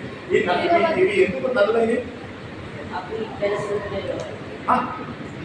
అది కాదు, చెప్పు, నేను చెప్పినట్టు చెప్పు. ఎడమ నుంచి కుడి పక్కకు వెళ్తాయి, లెఫ్ట్ సైడ్ నుంచి రైట్ సైడ్ వెళ్తాయి. రైట్ సైడ్ లో దేంట్లో కలిసిపోతాయి? రైట్ సైడ్ ఏమిటి? రైట్ సైడ్ ఎందులో కలిసిపోతాయి? నదులన్నీ ఎందులో కలుస్తాయి? నదులన్నీ సముద్రంలో కలుస్తాయి. గుర్తుంచుకోండి, నదులన్నీ సముద్రంలో కలిసిపోతాయి. మరి సముద్రం ఎందుకు పొంగదు? నదులన్నీ వెళ్ళి సముద్రంలో కలిసిపోతున్నాయి కదా, వీటిని సముద్రంలో కలుస్తాయి. కుడి పక్కన ఉన్న సముద్రం పేరేంటి? ఇక్కడ చూస్తుంది. ఈ సముద్రం పేరేంటి? ఈ సముద్రం పేరేంటి? ఏ క్లాస్? 8th క్లాస్కి వచ్చావు. 8th అయిపోయింది. Very good. 9th క్లాస్కి వచ్చావు. ఇదేంటి తెలుసా? అంటే వేరే వాళ్ళు ఉంటారు కదా అనుకుంటున్నావు. ఈ సముద్రాన్ని ఏమంటారు? ఇటువైపు వే ఆఫ్ బెంగాల్. సరే సరే, నువ్వే చెప్పు. ఇది వే ఆఫ్ బెంగాల్ అంటారు. ఇది వే ఆఫ్ బెంగాల్. ఇది అరేబియా సముద్రము. కింద ఉన్నది హిందూ మహాసముద్రం. చెప్పు ఒకసారి. హిందూ మహాసముద్రం, వే ఆఫ్ బెంగాల్. ఇప్పుడు మొత్తం మీద మన దేశానికి చుట్టుపక్కల ఉన్న 3 సముద్రాలు గుర్తించాం. ఒకటేమో కింద ఉన్నటువంటిది హిందూ మహాసముద్రము, కుడి పక్క ఉన్నటువంటిది బంగాళాఖాతం, ఎడమ పక్క ఉన్నటువంటిది పశ్చిమ సముద్రము లేదా అరేబియా సముద్రం. అన్ని నదులు వచ్చి సముద్రంలోనే కలుస్తాయి. కానీ సముద్రంలో కలిసినా కూడా సముద్రం ఎప్పుడు పొంగదు. అదేవిధంగా ఎండాకాలం వస్తుంది, సముద్రం ఎప్పుడు కూడా నీళ్ళు అయిపోయినాయి, అయ్యో నా దగ్గర నీళ్ళు అయిపోయినాయి అని అనదు. ఒక మనిషి కూడా అలా ఉండాలి అని చెప్పి హిందూ సంస్కృతి చెప్తుంది. ఒక మనిషి కూడా సంతోషం వచ్చినప్పుడు పొంగిపోకూడదు, దుఃఖం వచ్చినప్పుడు కృంగిపోకూడదు. మన సంస్కృతిలో ముఖ్యమైన విషయం ఏంటంటే కష్టాలు సుఖాలు అనేవి మనకు ఆటోమేటిక్గా వస్తాయి. కానీ కష్టాలు వచ్చినప్పుడు కృంగిపోవడం, సుఖం వచ్చినప్పుడు పొంగిపోవడం ఎప్పుడు చేయకూడదు. జీవితంలో ఒక సముద్రాన్ని చూసి నేర్చుకోమని మనకు 3 సముద్రాలు ఇచ్చారు. ఒక త్రివేణి సంగమం కూడా ఇచ్చారు. ఆ 3 సముద్రాలు వచ్చి మన అమ్మ కనకదుర్గ పాదాలు కడుగుతున్నాయి. పక్కన శ్రీలంక అనేటటువంటి శిల్పాన్ని మనం సమర్పించాము. పైన హిమాలయం అనేటటువంటి ఒక కిరీటాన్ని పెట్టాము కనకదుర్గ తల్లికి. నిన్న అనుకున్నావు, ఇద్దరు అమ్మవారిని కనకదుర్గ రూపంలో చూశారు. ఎవరు వాళ్ళు? Very good. ఇంకొకళ్ళు ఎవరు? పర్లేదు, ఈ అబ్బాయి retention power is very good. అందరూ కూడా అలా ఉండాలి. శ్రద్ధ లేకపోతే రాదు. శ్రద్ధవాన్ శ్రద్ధే జ్ఞానం. జీవితం అంతా గుర్తుంటుంది. నువ్వు చిన్నప్పుడు 4th క్లాస్లో చదువుకున్నది ఇవాళ గుర్తులేదు అంటే కారణం ఏంటి? ఈ లోపల సైతాన్ లక్షణాలు పెరుగుతున్నాయని అర్థం చేసుకోండి. ఈ మాట అందరికీ మీరు బాధపడద్దు, మనం గుర్తించుకోవాలి. ఒక 4 సంవత్సరాలు వేస్ట్ అయిపోయిందా కదా జీవితంలో. ఒక సంవత్సరంలో నేర్చుకున్నవన్నీ మర్చిపోతే అంత సమయం మనం వేస్ట్ అయిపోయినట్టు. ఒక డాక్టర్ 1 గంట టైం ఇవ్వడు. ఒక డాక్టర్ 1 గంట టైం ఇవ్వడు. మనం చచ్చిపోయేటప్పుడు 1 గంట టైం ఇవ్వడు. దాంట్లో 1 గంట బతికించండి అంటే ఇవ్వడు. ఉన్న సమయం అంతా కూడా జ్ఞాన సముపార్జనలోనే మనం గడపాలి. నాలెడ్జ్ గెయిన్ చేయడంలోనే మనం గడపాలి. నెక్స్ట్ ఇదే నువ్వే చెప్పాలి.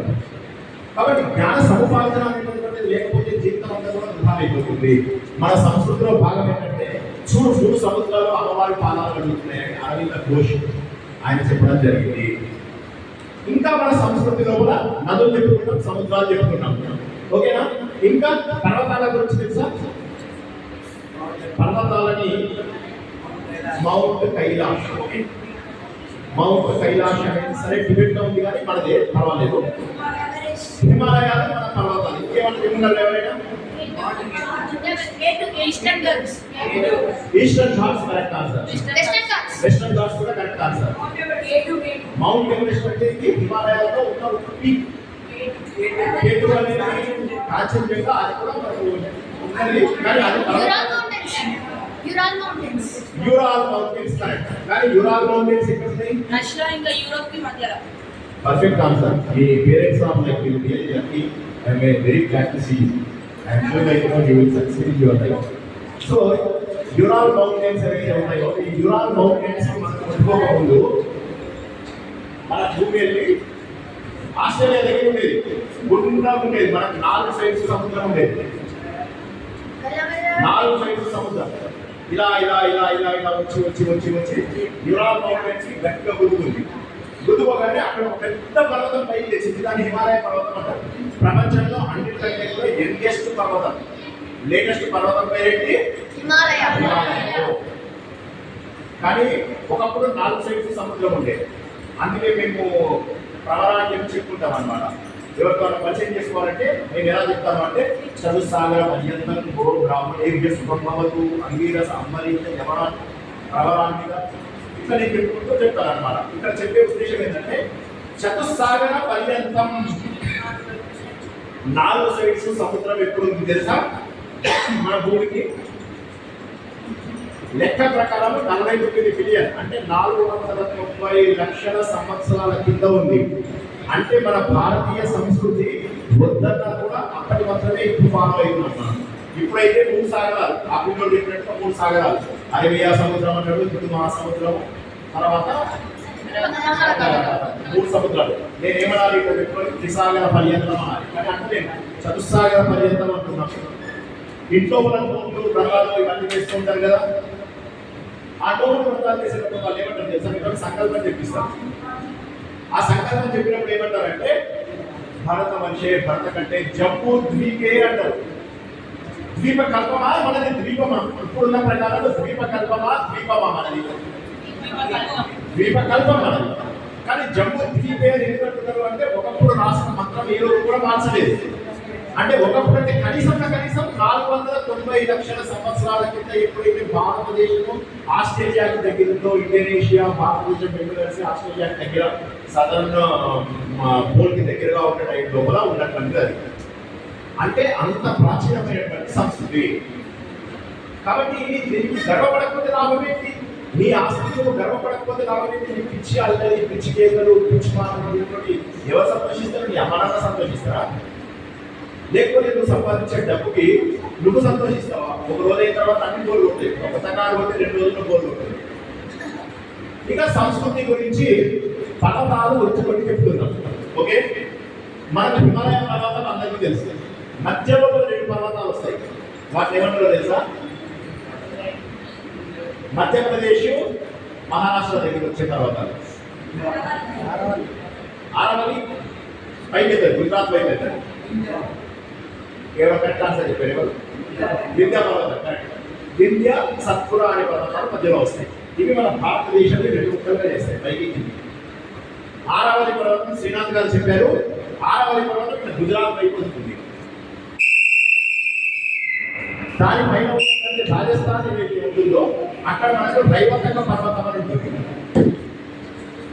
2 పర్వతాలు వచ్చినాయా? ఒరిస్సా దగ్గర మహేంద్ర పర్వతం అని వస్తుంది.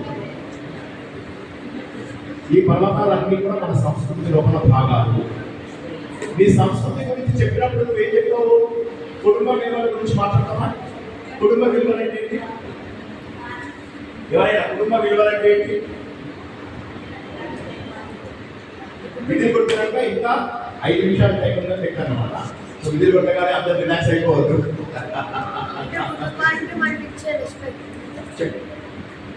అంటే కుటుంబానికి మనం ఇచ్చే రెస్పెక్ట్.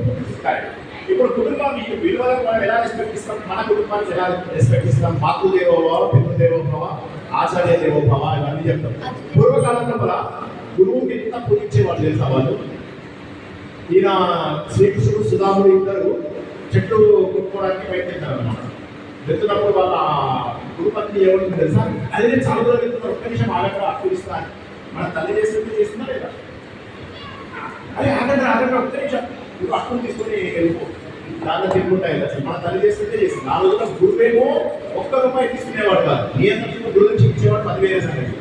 వాళ్ళు ఏం చేసేవాళ్ళు కాదు. శిష్యులు కూడా అదే విధంగా అంత ప్రేమగా ఉండేవాళ్ళు, గురుపత్ని కూడా అంత ప్రేమగా ఉండేది. అది మన సంస్కృతి. మనం వేసుకునేటటువంటి బట్టలు మనకు ఎంతో సౌకర్యంగా ఉండే బట్టలే మనకి ఇచ్చారు.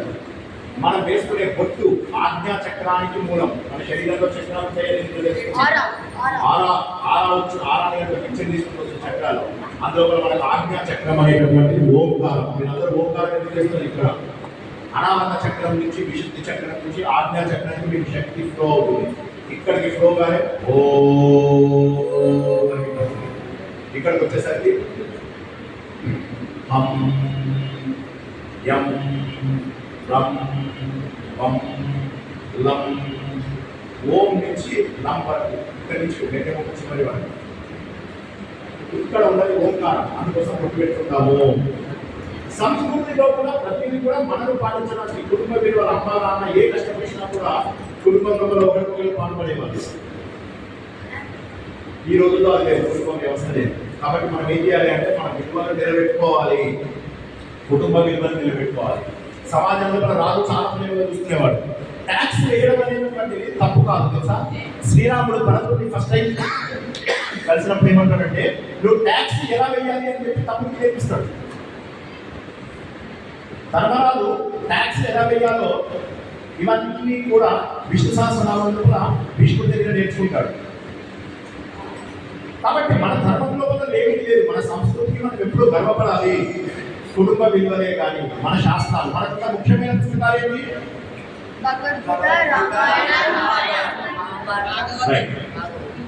ఇవాళ ఒక్క పాయింట్ చెప్పేసి వదిలేస్తా. మనకు అన్నిటికంటే ఫస్ట్ వచ్చినటువంటివి ఎవరు రాయని పుస్తకాలు, వాటిని వేదం అంటారు. ఏమంటారు?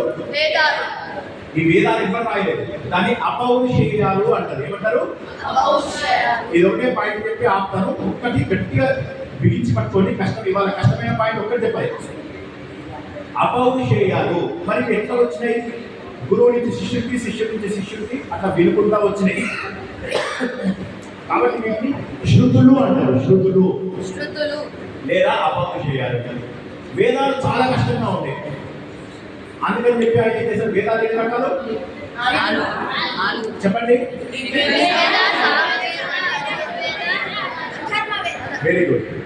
ఈ 4 వేదాలలో ఉన్న జ్ఞానాన్ని మనకు సులువుగా అందించడం కోసం వేదవ్యాసుడు 5000 years బ్యాక్ ఏం చేశాడంటే పురాణాల రూపంలో కూడా రాశాడు. 180 పురాణాలు రాశాడు. ఎన్ని రాశాడు? 180. అందులో కూడా 18 ముఖ్యమైనటువంటి పురాణాలు, వాటిని మహాపురాణాలు అంటారు. ఏమంటారు? ఆ 18 మహాపురాణాలు మనకు చాలా ఇంపార్టెంట్. అబ్బాయిపోయిన తర్వాత కూడా ఆయన సాటిస్ఫై కాలేదు. చివరికి ఏం చేశారంటే తన ఫ్యామిలీ స్టోరీ రాశారు. దాన్ని మహాభారతం అంటారు. ఇది కూడా మీరు అందరూ బాగా గుర్తుంచుకోండి. ఇది ఆపేస్తున్నారు కాబట్టి చాలా జాగ్రత్తగా. మహాభారతం ప్రపంచంలో అతిపెద్ద పుస్తకం, 1,00,000 శ్లోకాల పుస్తకం. 1,00,000 శ్లోకాలు. దీన్ని శత సహస్ర సంహిత అంటారు. మళ్ళీ సార్ చెప్పిన మనకు 3 లేయర్స్. ఫస్ట్ది వేదం, రెండోది పురాణాలు, మూడోది కావ్యాలు. ఈ కావ్యాలలో కూడా రామాయణము మహాభారతం వస్తాయి. వేదాలు, పురాణాలు, కావ్యాలు. ఎవరైనా నీ హిందూ ధర్మం ఏంటయ్యా అని అడిగితే ఏం చెప్పాలి? ఫస్ట్ నాది వేద మతము. నాది ఏ మతము? వేద మతము, వైదిక మతము. రెండవది ఏంటి? పురాణాలు. 18 పురాణాలు. విష్ణు పురాణం, శివ పురాణం, స్కంద పురాణం, అగ్ని పురాణం, నారద పురాణం, గరుడ పురాణం, మార్కండేయ పురాణం, బ్రహ్మ వైవర్తన, బ్రహ్మ భవిష్యత్ పురాణాలు. ఇవన్నీ ఏవైతే ఉంటాయో ఈ పురాణాలన్నీ మనకు 2వ లేయరు. 3వ లేయర్ భాగవతం అనేది పురాణంలోకి వస్తుంది. శ్రీమద్ భాగవతం అనేది 18 మహాపురాణాలలోకి వస్తుంది. భాగవతం చాలా గొప్ప పుస్తకం. అయితే భాగవతమే గొప్ప పుస్తకం ఎందుకు అంటే మిగతా పురాణాలు ఏమైనా 5,000 సంవత్సరాల్లో కూడా చాలా మంది పోయినాయి. ఎవరైనా నైమిషాన్ని పిల్ల వాళ్ళు ఉన్నారా ఇక్కడ? నైమిషాన్ని మన పాత వేదవ్యాసులు కాలపత్రాల మీద రాష్ట్రం వచ్చినట్టు రావాలి. మిగతావన్నీ జర్మన్ వాడు పట్టుకుపోయాడు. మన సంస్కృతి బాగా మ్యాచ్ అయితే జర్మనీ వాడికి వాడు పట్టుకుపోయాడు, మన సంస్కృతం వాడు పట్టుకుపోయాడు, మన నాలెడ్జ్ వాడు పట్టుకుపోయాడు. ప్రపంచం అంతా మన భాషనే అభివృద్ధి అయింది. ఇంగ్లీష్ కూడా సంస్కృతం నుంచే వచ్చింది. మిగిలిన పురాణాలలో కూడా బాగా మిగిలిన ఒక భాగవతం మాత్రమే. అందుకని చెప్పి భాగవత పురాణాన్ని మనకు అందించారు. మిగతా పురాణాలు మిగతా వాళ్ళు కలిసి రాసి పూర్తి చేశారు. కానీ వేదవ్యాసుడు రాసిన పురాణం ఏదైతే ఉందో ఆ పురాణానికి యాజ్ ఇట్ ఈజ్ వర్షన్ దాదాపుగా భాగవతంతో. సో మరోసారి చెప్తున్నాడు, అన్నిటికంటే ముందు వేదాలు ఎవరు రాయలేదు, తర్వాత వచ్చినవి 18 పురాణాలు, ఆ తర్వాత వచ్చినటువంటివి ఇతిహాసాలు లేదా కావ్యాలు, రామాయణ మహాభారతాలు. రామాయణం రాసినారు చాలా మంది వెరీ గుడ్ నాలెడ్జ్ ఉంది, చాలా సంతోషం వేస్తుంది మనందరినీ చూస్తే. మహాభారతం రాసింది చాలా సంతోషము. ఇదే సంస్కృతిని మీరంతా కూడా నిలబెట్టే బాధ్యత మాదైపోయింది. ఇప్పుడు నిలబెట్టాల్సిన బాధ్యత మీ మీద ఉంది. కేవలం మీ చేతికి మైక్ ఇవ్వడం కాదు, మీ చేతికి నేను ఒక బాధ్యత నుంచి వదిలేస్తున్నాను అంతే. ఇంకా చాలా బాధగా చెప్తున్నాను. ఒక్క మాట గుర్తుంచుకోండి, మన సంస్కృతి లేకపోతే మనం లేదు. ఎంత బతికినా కూడా మన సంస్కృతిని నిలబెట్టుకొని జీవితమే కాదు, గుండెలు అశ్రులతో నిండిన దాంట్లో నేను మీకు అందిస్తున్నాను. ఏంటంటే ఈ జ్ఞానాన్ని ముందుకు తీసుకెళ్లే బాధ్యత మీద ఉంది. నేను చూసాను లోపల 80% 90% ఆఫ్ పిల్లలు ఎక్స్ట్రీమ్లీ టాలెంటెడ్ ఉంటారు. మీకు సకల శుభాలు కలుగుగాక, మీ తల్లిదండ్రులకు సకల సంపదలు దొరుకుగాక, మీరు బాగా అభివృద్ధి చెంది క్రమశిక్షణ కలిగిన వారై మన సంస్థకు మన దేశానికి మీరు ఎంతో సేవ చేస్తారని ఆశిస్తూ ఈ చర్చా కార్యక్రమాన్ని ముగిస్తున్నారు. చర్చలో చాలా యాక్టివ్గా పార్టిసిపేట్ చేసిన మీ అందరికీ కూడా కృతజ్ఞతలు.